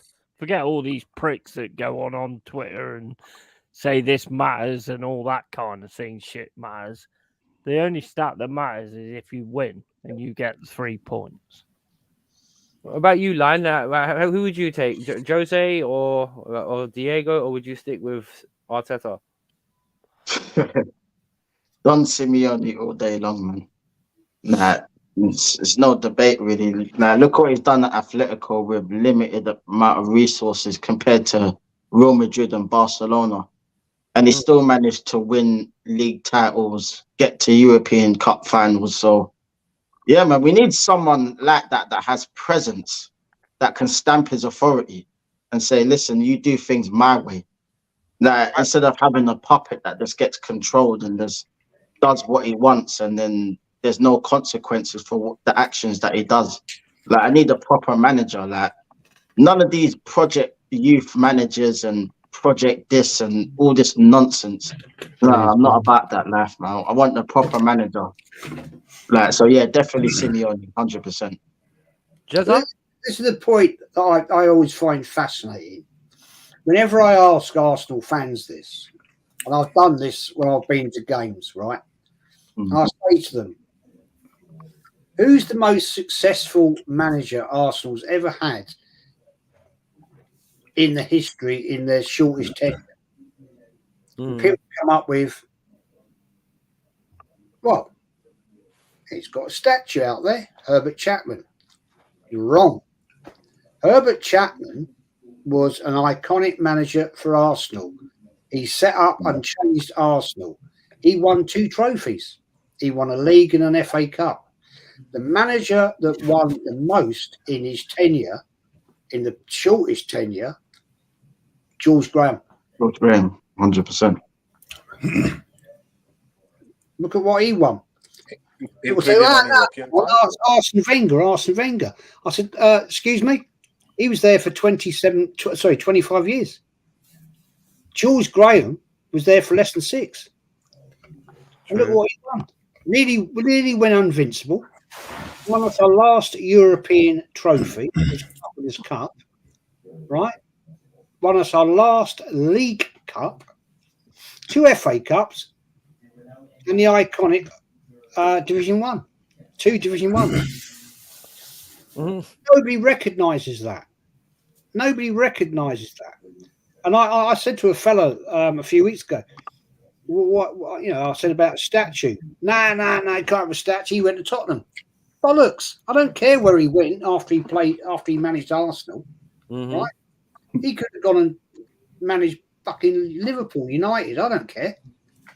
What he achieved at Arsenal was exceptional. And don't get me wrong. Don't accuse me of being wrong. Herbert Chapman transformed Arsenal Football Club. But everybody has a misconception. He won all 3 league titles. He didn't. He won our first FA Cup, our first League Division 1. He then died the following January, and it was George Allison that went on to win the next 2. So, would you take not basis? Would you say Diego or Mourinho can be comparable to George Graham? Would you take over those 2? Jezza, who would you take? Jose? Would you take? Diego Simeone. I'd take Simeone all day long. He's a proven winner. The problem is with Mourinho in his day, he was a decent manager. When he was at York, he was brilliant. I'd take Ronald McDonald over Arteta, to be honest. I think the problem is now he's not what he was. I think the problem is with him, he stinks the place up because he's got too big for his boots, and I think he's got the point. Bit like Arteta. It's my way or the highway. His arrogance goes before him now, and that's his problem. When he went into Chelsea, sorry, man's a rookie. Yeah, but players. Exactly. He's a rookie. That's it. He's a rookie. Who's a rookie? Arteta. He's my Arteta. Well, hang on, Tony. Who would you take, Tony? Jose or Diego? See, man, I'm even still torn, about 2 of them, because this league is a humble. It's not just ABCs. Yeah. Personally, I would like Mourinho, to be very sincere with you, because he has won the league. He knows what it takes to win the league. that's my focus. The league. He knows how to win it. Simeone will have to come down here, acclimatize into this league, how it's being played, what to do. He has to cozy up to English teachers to get his English up to speed. All these things here and all these technicalities involved. Can I ask you a Is he question? going to be I'm coming. Let me finish, my brother. And again, we have to also know if he has to bring in his own players also from Atletico Madrid. What's his draw? All these things will need to be answered. So, it's a bigger scope. And again, what if his brand of football isn't sustainable? Then do we have to sack the manager again, build another project again? Why can't we just go for someone like Zinedine Zidane and to Flick? This guys, I believe, will play the kind of football that we want and are also proven winners. Flick, he did it in Bayern Munich. I think he can do it here in England. And again, he plays the kind of football that I think Arsenal would enjoy. He has that experience, for manager who has won, at higher levels. That's what I want to see here. That's my first choice. Flick will be okay. He's no more the German coach. And I think he will acclimatize well to this league, with how we play, or the Arsenal way, how we do play, But Diego Simeone, yeah, I'll take him than Mikel Arteta. But right now, man, it's just a goddamn mess, man. Bloody camera. Jono, yeah, your club's been linked with Jose Mourinho as well because of what's been going on with Eddie Howe. Would you take Jose Mourinho at Newcastle roundabout now? I've always been Eddie Howe in, right? This season's going to be a write-off first year, but next season I'll give him another go at it as well. And my only concern is, right, with Eddie, he picks his favourites like Jamal Lascelles, Dan Burn, Miguel Almiron, Sean Longstaff. Yeah, they're not going to win me a title. Dan Burn, those players I mentioned are still going to win me a title in future years. Yeah, we need to upgrade on these players. I'm not going to lie, right? They got us Champions League, and I'll always be grateful for what they've done. But at the end of the day, I just think, let's be real, we need to upgrade. But back on Eddie, I think he'll be here next season. But if you want to go into a different level, then we have to get someone like a Simeone in, like a Jose in as well. But for me, I mean, why not Zidane? Zidane's name would be fantastic. What a go for him. I mean, Hansi Flick, that's a new one as well. I mean, I tell you what, as a young manager, I think he'd do fantastic for Newcastle. I really do. But if you want to get Champions League every season, if you want to win trophies, and the most important thing, attracting the players, yeah? Now, some of the players like Kimmich, right, plays Bayern Munich, he's turned down Newcastle because of Eddie Howe. He's not a big enough name manager. I love Eddie Howe. I love the guy. But somewhere down that line, he's going to have to be replaced with a better manager. Look at what happened to Man City with Mark Hughes. He got sacked. Got in Mancini. Mancini got sacked. Got in Pellegrini. And then Pellegrini was told that Pep was going to come in a couple of hours later after he's been told that his contract will not be renewed. So for me, I'll take Simeone all day long. I don't care the style of football he plays. It's going to bring us trophies. Yeah? Bring us trophies. And that's what it's all about. We haven't won a title. All that matters. Exactly. We haven't won the league since 1927. We haven't won a domestic trophy since 1955. I thought it was 10 BC. Before cash. Say again? But again, yeah. See, bringing in Simeone to your team or to even Arsenal doesn't guarantee any of us a win. Let's be very careful with this manager. Yeah, he doesn't guarantee you anything actually, because he still has to come here and I need to bring something in to this in the biggest league in the world. Mourinho has done it. He knows what it takes to win. Actually, I think. Yeah, but how much money does Mourinho need to he can take you there. I need to bring something to this, guys, that you're not taking into account, right? You're saying that you could have a Mourinho or a Simeone at Arsenal, right? But what you're not taking into account is these players have been pampered. They've been pampered, yeah? If you get a Mourinho or a Simeone, they ain't getting fucking pampered. Good. And they ain't going to want to go with it. Exactly. That's what they need. They need that rough treatment. They need a lot of them players ain't going to want to be there with a Mourinho or exactly. That's a good point you're making there. Exactly. Very good point. Totally agree. The thing is, Jesse, is a lot of them can fuck off out anyway because they're shit. Yeah, I agree. Yeah, I agree. Yeah, I agree. At the end of the day, bringing in a player that will kick him in the bollocks and say you're crap, fuck off. That's what you'd lose half your squad, mate. Brian Clough would have done it, man. Yeah, 100%. Day, yeah, when you had your team, your two. Listen here, young man. If you ain't gonna go press big right crosses and you ain't gonna do the right thing on the pitch, you're going. Nicey. Oh, let's go and buy a fucking dog. Yeah, let's go and buy a dog. What is that about? Wait. Do you see Real Madrid, Barcelona, Man United, going and buying a sodding dog? Oh, it gives a family atmosphere. Fuck off. Get out there. And I'm going to kick your ass around that football pitch until you start winning.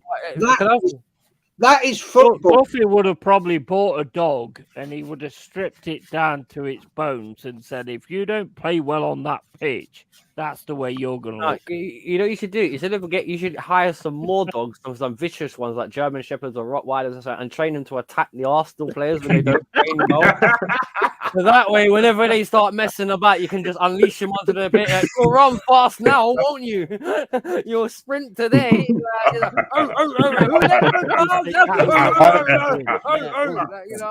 Wolf, I've got a question. I've got a question because I haven't really asked many questions.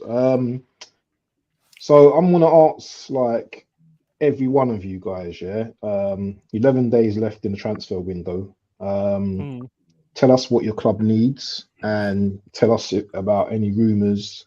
So I've just seen in our group chat that Callum Wilson's been rejected from a loan from Atletico Madrid, but the striker could be sold if the Spanish club return or another Spanish club return with a permanent offer. What you got to say about that, Jono? I'm surprised that Tim's been linked with Atletico Madrid. Do you know what I mean? Despite his injury record, his injury record's not the best. I'm not going to lie, but I'd be amazed if he went to Atletico Madrid because what they're doing now, they're checking up on players because of our FFP problems. Yeah, because they think, hang on a minute, the vultures are out. Let's go get Bruno. Days, yeah. Got Bruno and now Wilson, Trippier, yeah. But like hyenas. If he comes back in, if they do come back with a permanent deal, I mean, I don't think Callum was going to turn it down because he wants to play in the Champions League again. He wants to go out there and to say, you know what's a once in a lifetime opportunity. I want to play in La Liga, yeah. And I wish him well. I really do wish him well because I think he'd do all right there. If he stays injury free, he'll do well. But for me, it'd be a kick in the goalies if we let Callum Wilson go. But he's 31, coming on 32.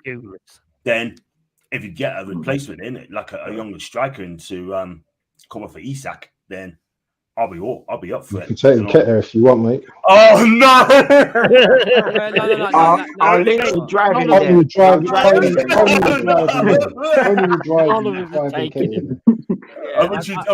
pay for his cab fare as well. I'll pay for it. I don't think you keep your rubbish. None of us are taking that bad. How much should you take it, Tatia? How much should you take for him, though? Your defense is in trouble. It would be if he's playing. You know what I mean? So, same question for Yeti as well, because obviously, you know what I mean. You might need some players to stay up. I don't know if you're happy with the team. So, no worries. Yeah. So let us know. What do you need? Any transfer rumours if you know about any? Well, like I've said, if we actually sign Nketiah, then I hate Derby with a passion. And if we sign Nketiah, then I'm going to become a Derby fan. I mean, I think that says everything. I think we need a striker. I think we need to bring somebody else in because Awoniyi's injured all the time. Hopefully, the groin strain injury thing, the operation that he's had, is going to sort of solve that. But I still think we need a striker. Divock Origi was fucking useless. I mean, we didn't really use him that much, but when we did, he didn't really look that much, to be fair. Chris Woods, yeah, he's good in certain situations, but he's not the one, to be fair. So we definitely need striker. Midfield, I'm not too worried about, to be honest, because when the AFCON's done, we'll get them back. Niakate in defence. I think we probably need another defender. And we 100% need fucking goalkeeper. Because, I'm sorry, Turner ain't the one. Every time they pass it to his feet, mate, I'm on a fucking cardiac arrest. And it ain't going to be nothing to do with vaccinations because I've never had one. So, you know what I mean? It's just like, it's so fucking frustrating every time they pass it to that guy's feet. He's a fucking idiot. Every time they pass it to the guy's feet, he takes 3 steps back before he actually tries to kick it. Teams are going to work that out. Do you know what I mean? Fuck that. No. We need, for me, striker, defender. You know what I mean? Central defender until like the AFCON's done. I think we're going to get a lot of loans in and stuff like that. But other than that, yeah. Are you concerned, Yeti? I don't know. You're going to need to pick up some wins at some point because you know the table, yeah, can be cruel at times, yeah. And you know, well, we've got 3 points against Arsenal next week. Oh, okay. Well, you heard it here. You heard it here first. You heard it here first. Question for one of the Arsenal lads as well. Any one of you can vote between yourselves. We're probably not going to buy anyone anyway, but anyone could answer. You know, what do Arsenal need, and do you know of any transfer rumors or not? I think maybe. To be honest, yeah. Okay, Lion. Oh no, sorry, Tony. Yeah, no. To be honest, like we definitely need the striker, 100%. I'm not trying to see that Eddie and Nketiah guy, bro. Axel Foley and that man. He's trash. So we definitely need a striker. We need Sorry. No, we definitely need a right winger as well to a backup for Saka. Someone competent to play on the right wing. We need at least 2 midfielders minimum. I don't care because that German giraffe, yeah. No, he's another one that's trash. He is trash. I'm tired of him. Yeah. And we need a left back because that Bart Simpson, Zinchenko, yeah. No, I'm sorry. That's not working for me either. And probably another defender. You know what I mean? In case Saliba and Gabriel get injured. But I'd say about 5-6 players minimum that we need to fix up this squad. You're not this window, yeah? This window. Yeah, great. No, it's not going to happen in this window, but I'm just saying in general. It's not going to happen in this window. Tony mentioned something really good. Sorry, he mentioned something in his stream. He does every now and then. Yeah, no, he mentioned that, you know, because we won 5-0 today, yeah, you know, are the board are actually going to say, you know what, you guys need this, you guys need that. They're going to be happy. 5-0, the fans happy, you know. We don't need anything. We don't need a striker, you know. No, you can see them already saying that, man. Like, I haven't even been on AFTV yet, but I bet you any money, a lot of them are saying that. I bet you. It's nonsense. You fried the bigger fish. You fried the bigger fish. No, fish. They fried the bigger fish. Yeah. What about you, Wolf? Because you haven't answered, have you? About your team. We need to know about your team. Transfer rumors. Anyone coming in? Well, this is what I was going to touch on a little bit, but I'm not going to go too into my team. We have fitness issues, not transfer issues. And the thing is, with FFP biting up our backside like they are everybody else, I think that's one of the reasons why Tottenham have done it kind of smart. They're investing. You're right though. You're like a nursery. You're right though. You're okay though. Yeah, where we're right is if our players are fit. And the thing is, we've had this problem. We need to invest again in our defense because I'm not being funny, and I've stated this many times. If it turns out Reece James, Ben Chilwell, and Wesley Fofana are made of glass, then we've got a problem because we need a left back, a right back, and a centre back. I think everything else given time will be all right. Yeah, and but the thing is, with FFP biting at everybody right now and literally them jumping on everybody, even some people twice, being Everton. You know what I mean? Is anyone really going to want to spend a lot at the moment? Is anyone really going to want to take any risks? Because I mentioned this in a story that I heard yesterday that we're looking to sell Broja for 50 million. Now, I'm not being funny. I like Broja, but who's going to buy Broja for 50 million? You know what I mean? I think it's one of those ones where it's Poch is going to have to stick with what he's got and just try and sort the fitness issues out that was caused by 5 other coaches last year. I don't think signing anyone would actually help because we've signed enough players to like the dripping out of our squad, left, right, and centre. We're the only one out of everyone, I should say, was overstocked. Spurs are doing these nice little deals, aren't they? Spurs. Well, Jaguson, Nusa. Who's the other guy that they brought in? Werner. But they're doing these little deals, aren't they? Well, that will depend on how it all works out. Because if they do all these little deals and they somehow end up in 7th or 8th or whatever else, then it could be considered a disappointment.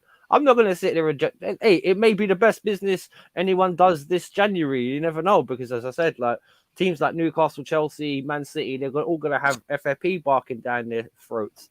And like, look what's happening to Forest. Look what's happening to Everton. You know, this ain't over by a stretch. Everyone's going to have a fine tooth comb. That's why my team already essentially did that with their hands up. Like that's what's wrong. And I'm not getting funny. Yeah? If you look at all the bentness that Roman Abramovich did for us financially and where FFP was a problem for us, we lost 2 world-class players because of Abramovich. We lost Kante and Rudiger. They went for nothing. Kante as well, yeah? Yeah, because they didn't sign contract. They were disrespected by Abramovich. So, because don't forget when Lampard. That's one of your best players, man. Because don't forget when Lampard came in, he played Thiago Silva and Trevor Chalobah. He didn't play Rudiger, and that's when the problem started. And it just carried on until a year later he just said bye off a free contract. Same thing with Kante. He was the best defensive midfielder in the world, bar none, and he left for free. For free. Where is he playing now? That's mad. Saudi. He's in Saudi Arabia, bro. Champions League winner, multiple Premier League winner, and he won. Arguably still near the peak of his career. He left for free. Oh, that must have hurt. Yeah. Still does. He's a good guy as well, isn't he? I would like to come in here. Yeah. Of course, Lion Tech, you said that Arsenal needs about 6 players, but let's be real. You know, Arsenal is not going to even get up to 2. To be very frank, you know that deep down, you know that, and it's a January transfer window, one of our worst windows to ever perform recruitment properly. You know, the money stringed up, but these guys don't want to lose in their bosses, so it's very hard to bring in even 2 signings in the transfer window. But to be very fair, Arsenal should be looking at a central defender first of all, because this is something people aren't really looking at right now. We just had a scare today. You can see how the stadium got chilled when Gabriel fell to the floor today. Everywhere just was still. What if that guy is out of the picture for 2 to 3 weeks? Do you think it's Kivior that will come in? Someone who has no experience of how to really play in this league? From Spezia is who is going to come in and slot in to that central defense network. You've seen what he can do at left back. It's totally useless. Don't you think the attacking midfield is more important? You need somebody to help Rice out. That's what you need. 100% midfielder. Yeah, definitely. But I'm sorry, Tony. There are players that can cover him. The more important factor is we need a proper attacking midfielder. We need a creative midfielder like we used to have back in the day. We haven't got one. We haven't got a striker.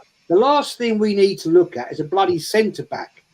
We need a proper attacking I think you need covering all areas. I was coming to that. I've not finished, just cut shot. Yeah. So I think you need covering all areas. Defender. to be honest. Yeah, but we do need a defender. I'm certain of that because look at what happened to Gabriel.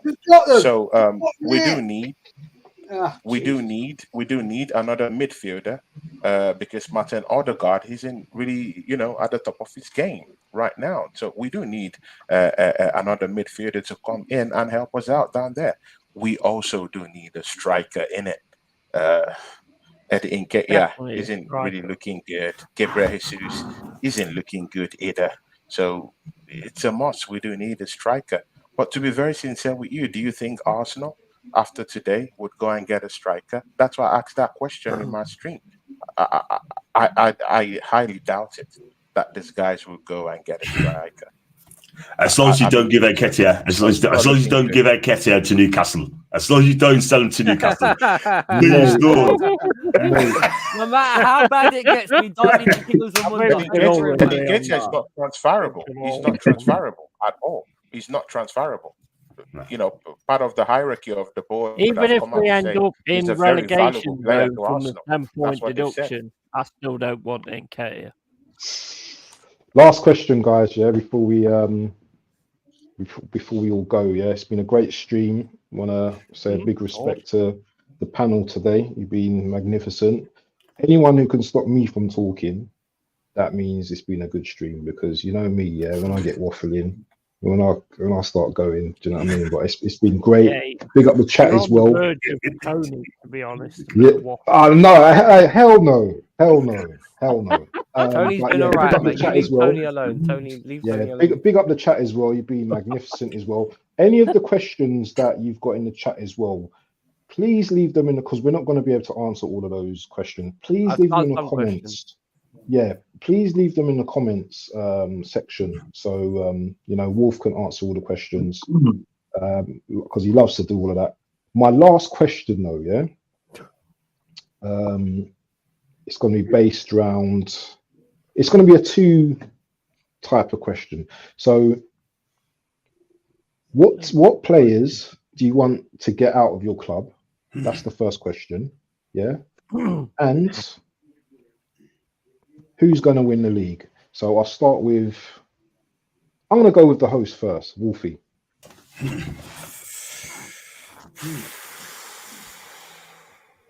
Players out of your club and who will win the league? Again, when it comes to my club, I think it's fitness again. I don't think it's a matter of carrying the same thing that we had all over the last year and a half, where it's just loads of guys in and loads of guys out because it will destroy what cohesion there is. I do think it's a fitness issue. You said it to me yourself a couple of weeks ago when you said that with Chelsea, it's one of those, we need time because we've spent so much money. We need to, before we actually do ourselves genuinely for FFP, we can't be spending 50, 60 million on anyone right now without selling anyone first. Now, I know we've got money coming in at the end of the season, so I don't think Chelsea can personally sign anyone. We've been linked with names like Benzema. Yeah, but you do it dodgy, so you might do. No, we don't. No, we do it cleverly. We do it over a period of 8 years. It's clever, yeah. So there's nothing. That's why immediately they banned it afterwards because as soon as we did it, we said, "Here you go. Here's a loophole in the system." You found a loophole. You found a loophole. Yeah. As a businessman, Todd Bro, he's the guy. Don't get me wrong. Mm-hmm. But as on football operations, he needs to learn his bits and pieces. But yeah, we need to either get. I think it's one of those ones. I don't think we'll sign anyone unless anyone leaves. Who would I like to see? I would like to see another left back, to be honest. Because even when he has played, Ben Chilwell's played way far forward, and Cucurella and Levy Colwell are not that guys at left back. So I'd say a left back and a right back. If anyone right now I'd love to see in the door, right off the top of my head, Matty Cash as a Reece James replacement or potentially competitor. Serious? Oh, Matty Cash. I like Matty Cash. No, he's a good man. He's a good player. He's 25, 26. He's 25, 26. He's about Reece James' age or a bit older. He's not injury prone and he can do the job on the right hand side. He probably won't be as good as all rounded as Reece James, but at least he'll fit players as well. Well, I'd rather see. I'm not even being funny, brother. Like, our injury list has been the worst out of all the big clubs for the last 2 years. So I'm not being funny. At this point, I would rather see other players injured other than my own. Because I'm not being funny. Yeah, Reece James, if he's not sent off, he's carried off. If he's not carried off, he gets injured in training. The guy came back, played half a game, got taken off, and said he needed surgery. If you needed surgery in the first place, why did you come back on the pitch? Like, No, yeah, exactly. Don't get me Yeah. started. Back to back. I love Yeah. Mike. So Lion Tech, what's your what players? Sorry, who's going to win the league? Wolf, quickly. Oh, Well, Right it's now- got to be City. my It's gonna be opinion, City. Oh, no, I'd say Liverpool. You know why? Liverpool. Because no, you know why? I'd say Liverpool because right now everyone expects Man City to flip the league and come back. But the thing is, that has to stop at some point, and their squad is not the same as it was the last year. Because one thing I have noticed about City, they can't play wide as well as they used to, so they're gonna get unstuck. That's my opinion, and you can clip it if you want to go. Oh, Wolfie, you said this and that, but that's what I reckon. Liverpool have the best chance. That's nothing wrong with that. That's your opinion, mate. No one's going to stop that. Lion, tell us what we need to get, who we need to get rid of, and who's going to win the league. I'm going to try and speed this up because we need to end the show soon. Well, I personally think Man City will win it because they're going to have the bit between with their teeth with De Bruyne back and Haaland on their way back. So I think they're going to win it in the end. I think they'll have a bit too much. But in terms of who we need to get rid of, boy, Eddie, see you later. Havertz, see you later. Kivior, gone. Fabio Vieira, gone.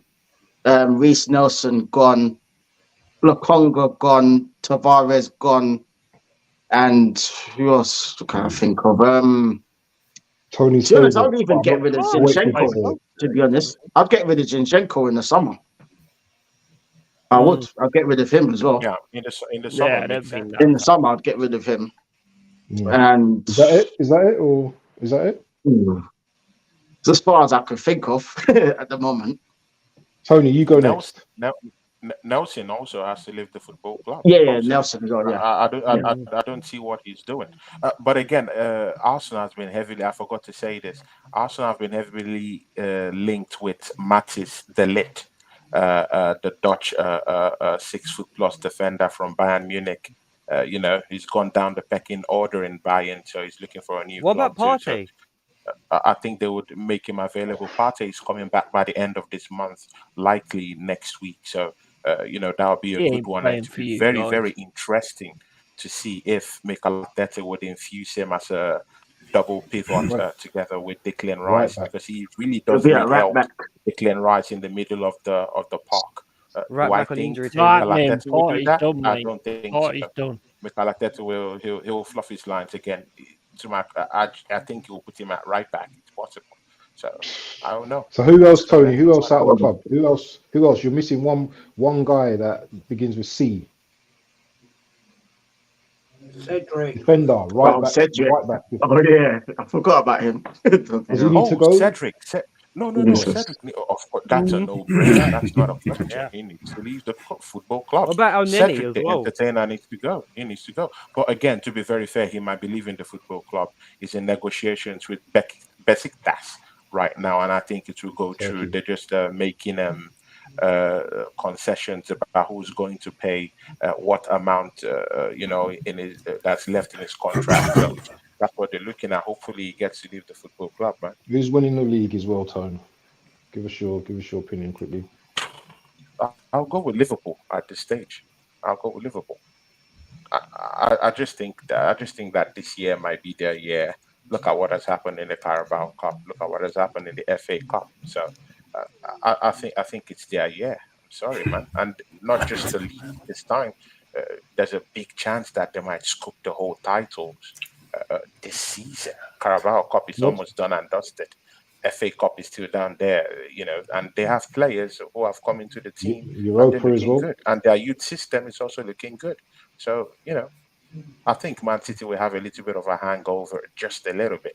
KDB is back, but mind you, they're also conceding goals too.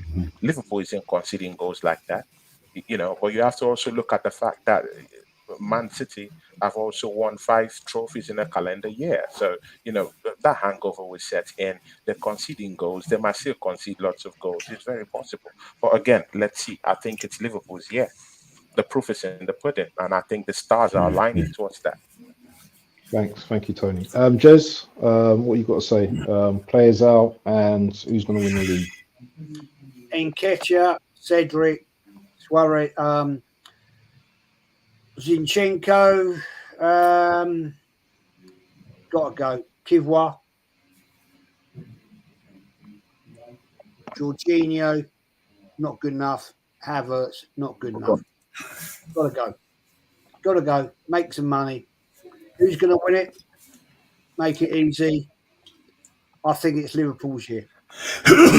Ooh, 3 for 3. Three for 3 so far. Yeti, what did you who do you need to get rid of in your team, and who's winning the league? Well, the players we need to get rid of is Divock Origi, which is going anyway. The goalkeepers, sorry, Turner's an awesome shot stopper, but man, every time he gets the ball to his feet, I have a fucking heart attack. And like I've already said, I ain't had a vaccination, so it can't get put down to that. So, and also Odyssey, fucking Dave or whatever his name is, the Greek guy, goalkeeper. I mean, we've gone from Anderson and fucking Keylor Navas to Turner and Odyssey, and Tavares today I thought he was really good. I thought he actually he was working together with Hudson-Odoi, which I saw against Blackpool. Didn't think he was bad at all, to be quite honest with you. So I would kind of say that. Winning the league, sorry guys, but I'm not going to say, look, at the end of the day, if Liverpool strengthen in the way that they need to, then they've got a chance of winning the league. But I fucking hate Liverpool. I've never liked them. As a Forest fan, you like them now. Yeah, as a Forest fan, at the end of the day, Man City. Because the thing is, what they've got over what you guys have got is strength in depth. They have got players who can come into that team and still do a job. And you haven't got that. When you learn that, when you understand that, you'll realise why you're not fucking going to be winning leagues. And Jono, same question applies to you also. The players out is going to be Jamal Lascelles, Sean Longstaff, Miguel Almiron, the players out of contracts as well. Jeff Hendrick, he can go. Matt Ritchie can go. Paul Dummett, he can go as well. Elmer Kraft, a question mark on him. He's a good player, but a question mark on him. And we definitely need another striker. We definitely need a number 6. And to win the league, I'm going to say Man City, and I'll tell you for why they'll win it, because of KDB. I tell you what, if he's fit between now and the end of the season, and Holland comes back, that gets him the title. Liverpool push all the way. Yeah. But for me, it's going to be Man City all the way. Definitely. Brilliant. My opinion quickly, I'm not going to do the Arsenal players out. They can all go as far as I'm concerned. The last, I think City are going to win it, and I'm going to say it right here now. I'm going to say it right here now. Liverpool are going to lose. They're going to lose to Bournemouth tomorrow, and they're going to lose to Arsenal. Remember where you heard it first. Yeah. And then City are going to win the title. Remember where you heard it first. So it's 4-3. So it's 4-3 to Liverpool, Man City then in the vote then, because we all at least half of us said Liverpool. So yeah, fair enough. 4-3. So we'll have to see how that goes. But I think what Yeti said there was a good point. It depends on who does what in the January transfer window. Because I'm not being funny. I'm not being disrespectful to Arsenal fans. There was a lot of hype about Tony over the last few months. Does that look like that's going to happen now? Probably not. Oh, no. Chelsea, I'm not being funny. We're still all over the place behind the scenes a little. We don't need players in. We need to still get people out. Just get a bit more than what's left of the dead wood up, because there is a little bit left in there. But yeah, it's going to be interesting. But the one thing I will say is, and I do appreciate this for everybody, it's literally like whoever doesn't get eaten alive by financial fair play. I think that's a big factor, by the way, and it was going to get bigger as the season goes on, because it's one of those ones where if it's happened to Everton twice potentially, and it could happen to us, and it could happen to City, and I don't know how Man United have not got in trouble, by the way, FFP wise. I don't know. It's I definitely. can hear Megan in the background, man. What's going on, people, man? What the fuck is that? Megan? Oh, is that the movie? All Yeah. right. I don't know. That's a weird film anyway. Yeah, but anyway, going off Oh, topic. yeah. We're going off topic, but yeah. Does anyone actually genuinely believe their club's going to sign anyone? And can anyone? Can someone? Is that you, Jono? Not me. Right. Well, either way, does anyone actually genuinely think their team is going to sign anyone? Just quickly, let me ask everyone: does anyone actually think anyone's going to get signed? We're going to attempt to sign someone on the last day. Say we went for this person, but you know what? It was too late in the day because they couldn't get a replacement. All right, it's going to be one of those panic buys, yeah. About you, Jono? Lies, panic lies. Panic lies. Panic lies. Not panic buys. Panic lies. You're going to do. I think, and also as well, guys. Also as well, I think we're going to lose Kieran Trippier. I think he'd be off to Bayern Munich. Yeah. He'd be off to Bayern because apparently, according to the Daily Mail, right, and I don't want to say too much on rumors and stuff like that, but he cut short his holiday to New York, and he wants to be to Bayern Munich. And if he does, I wish him well, but it had to be a permanent deal. And not a loan. Fabrizio Romano said it, so it's normally something when he says it. Can I ask John a question quickly? And if you don't finish top 6, do you reckon you guys will worry about losing Isaac? Because I think he's been your best player. 100%. I think he's been magnificent this season. Isaac, 14 goals this season. I would love him at Chelsea. You know, I'm never gonna lie. I would love him at Chelsea. Wow, I tell you what, though. I mean, if he goes, then I tell you what, the only way we let him go, right? If you get fit to Osman in his place. But I take Isak, or I keep Isak all day long. And until then, he's our player. 100 mil? He'd be more than that, mate. He'd be more than that. I'm sorry, he'd be more than that. Can you afford that if you've already got it by FFP? I tell you what, though, I'd rather sell Bruno, to be fair. As much as I love Bruno G, I'd rather sell him over Isak because I don't think you can get another striker like Isak in a minute because he has been absolutely fantastic. I think Bruno's quality, to be honest. I do. I think they're both good players, but Isak's had that one. One thing that's caught my eye about Isak, he needs half a chance. And that game against, I think City, that game against City summed it up when he just had half a chance, and it's in the back of the net. That was class. And the way he opened up his foot to score it, he's one of those guys where he is the club. You don't give this guy a chance because he'll take it, and that's one thing I have to say is probably why everyone's got half. As much as this hype has been made about Tony, everyone's probably got half an eye on Isaac because I guarantee you, if something goes wrong with Newcastle, because it's kind of, I feel sorry for Newcastle in the sense of their season as they've gone out the Champions League, kind of broken apart a little bit. Yeah, but that's down to injuries as well and what happened with Tonali. But it's one of those ones where, fair enough, if you lay the foundation for next season, you got Tonali coming back, and then you can build up. It's interesting. It's interesting to see what everyone does. But I've noticed though. I've also noticed though that Bruno's actually fighting more and getting into the tackles and actually going in that respect as well. Which is not really his game, but he is actually doing it, which would say to me that he wants to stay there.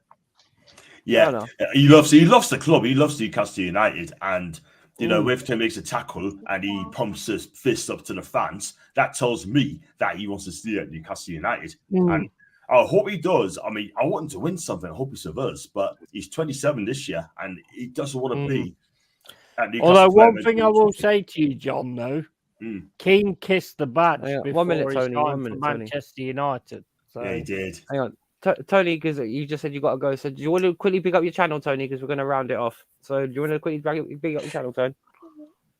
Yeah, guys, thanks for the opportunity. Thank you, Jez. Thank you, Lion Tech TV, Abs, John Sinclair TV. Respect to you, John and Yeti. Big respect to you, Wolfie. Thank you very much for bringing me down here. My channel is Tony Clark Gunner TV. Come show some love down there. Thank you, everyone. Thank you, people. God bless you guys. You too. Have a God lovely bless you, Tony. Sunday, guys. Big up, Tony, man. We'll catch up. Big up, bro. Jono, do you want to pick up your channel, Jono? thank you very much for having us on. You guys are absolutely amazing, and the chat as well is brilliant, making me welcome as well. And I love this you're channel. always welcome, bro. Thank you, man, and Jez as well, and Abs and Lantec and Tawny Yeti as well. You can find me on John Sinclair TV, and you can find us on Twitter. You can find us on Insta, of course, YouTube, and TikTok as well. And I'll do everything really. So just hit that like and subscribe button. I had 30 new subscribers yesterday. Big up to you, man. Well done. Well done. Thank you. Yeti, do you want to big up your channel, brother? Yeah, long-eared Yetis TV. No, that's not the right thing. Long-eared Yetis Cave, sorry. And yeah, you know, we have great watch-alongs and all that kind of stuff. And, you know, we all get on great. We're all a great community. You know what I mean? I've got a group on Instagram, but, you know, if you come into it, it's called Zesty Wrong'uns. You ain't like posting your fucking channels and all that kind of shit. It's just about having chats with people and stuff like that, and having a good laugh with everybody, and just getting on with everybody. So yeah, got big this one, everybody. Long-eared Jake's Cave. Tony, if you're free, I've got a private stream for you afterwards because me and you need to talk about something. So yeah, big up. All right, Jezza. Yeah, it's Arsenal history and more. Everything Arsenal. Match reviews, match previews. I get great guests on, and we chat everything Arsenal, and we also talk with other match fans. Tomorrow, I'm doing a review of the game today with Jack Ramsey, and going to do a review of also with the Yeti of the game against Brentford today. I'm not going to say it. I was going to say it. I'm not going to say it. Yeah. I'm not on that now. Fuck you. We've lost, so I don't want to be on that. That's your call, man. That's your call. I was going to ask you to come on as an independent witness, but if you don't want it, that's fine. Yeah. But yeah, it's all Arsenal and other stuff, and so Monday night I'm on with Lee and Kenny, and then next week I've got a show with Lee, Kenny, and he don't want to come on now, so that's fine. No, I said that about Sunday. I didn't say that about Wednesday. Well, I don't know now. I don't know. You've been choosing. He flipped it straight away. I don't know. I love you, Jez, man. No, you can't pick and choose, man. I mean, you're either going to go through the pain. You're going to go through the pain, or you're not. You know what I'm telling you? Jez, you know me, mate. I'll go through the pain. Well, you better be there tomorrow night then. If you're not, yeah, of course I will. You're done. But no, I'm joking, man. Be up to all you boys because you do great stuff, great chat tonight, great channels. It's great fun. We have debates and it's good fun, man. And thanks, Wolfie, for having me on. Pleasure. Sir. Yes, I'm going to pretend to be Mr. B now and say, "You copied me, mate. You copied everything I do." Oh, please, let's not get political now, please. Like people's bellies are grumbling. Lion, do you want to pick up your channel, brother? Yeah, big up Wolfie for having me on, man. The channel's Lion Tech TV on YouTube. Like, big up to Football Bantz, big up to Yeti, John Sinclair, Tony, as always. Jez, you're a legend, bro. I've always watched your channel, you and Lee. So keep the standards high as always, bro. Trust me, man. It's a pleasure to do a stream with you finally, man. No, mate, I'm going to get you on. Yeah. Definitely, man. Thank you, man. I've got the ultimate respect for you. You wearing that hat. Not many people know what that hat is. It was a present. Where can we get a hat, man? I didn't actually buy it as a present. Oh. I didn't actually buy it as a present for me, though. Oh, nice. Bantz, you want to know the funny thing is that hat costs the same amount as a pair of Adidas Predators. You're joking. Are you joking? No, I'm joking. I'm joking. No way there. Fact is, you've got a young man right? You've got a young man showing absolute credence to the club because most people wouldn't have a clue what that badge is. Mm. And that's Thank you, Jez. Appreciate it, Jez. Thank you, man. That's respect from me to you. I'll tell you. Absolutely. 100%. No, big up, Jez, man. Big up. Brother Bantz. Big Football up Bantz channel. That's where I'm at. You can see there. That's where I'm at. That's where I'm at. Is that it? Yeah, that's your outro. Yeah? That's where I'm at. Is that it? Is that all you're going to do? Is that it? Yeah. Listen, I'm a man of very few words. Ages. See, everyone thought I was just talking a lot but now the man just said Right, I'm a man of very what few is words. that? Okay, all right. Suit yourself. What is All right. Look. What is that? Look at that. Just reminisce Show on your that. cat on channel or something. Look. Look. Yeah, all right, okay. What is it? He's not checking his pants. I cried that night. Oh dear, he cried. Oh yeah, you'd be old enough to remember it as well. Yeah, that's true. Please tell me he's not taking his pants off. He's not. No. There's nothing like that. Yeah, he's not fans only, mate. Don't worry. Right, I'd like to. Sorry. Oh, go on. If you got more of an outro. No, I was going to say I'm just going for a slash, and just doing it. Well, yeah, I mean that's a better outro. See, I think that's a better outro. All right. You're a bunch of wrong-uns, you know that. Anyway, I'd like to thank my panel for joining me. I'd like to thank wrong-uns. John Sinclair. I'd like to thank Jez of the Arsenal History and More, Tony of Tony Claw Gunner TV, Yeti of the Longhead Yeti's Cave, Lion Tech of Lion Tech's TV, of course, my partner in crime on this one, Bantz of the Football Bantz channel. Thank you all for your time. Big up those in the chat like DJ Crane, Early Does Football, Sire here today, the Assembled, Mama Floss at AFC always, and everyone for your questions and your time. So many to mention. Thank you all, and we are out of here. Stay safe. Peace. Big love to all of you. Good night.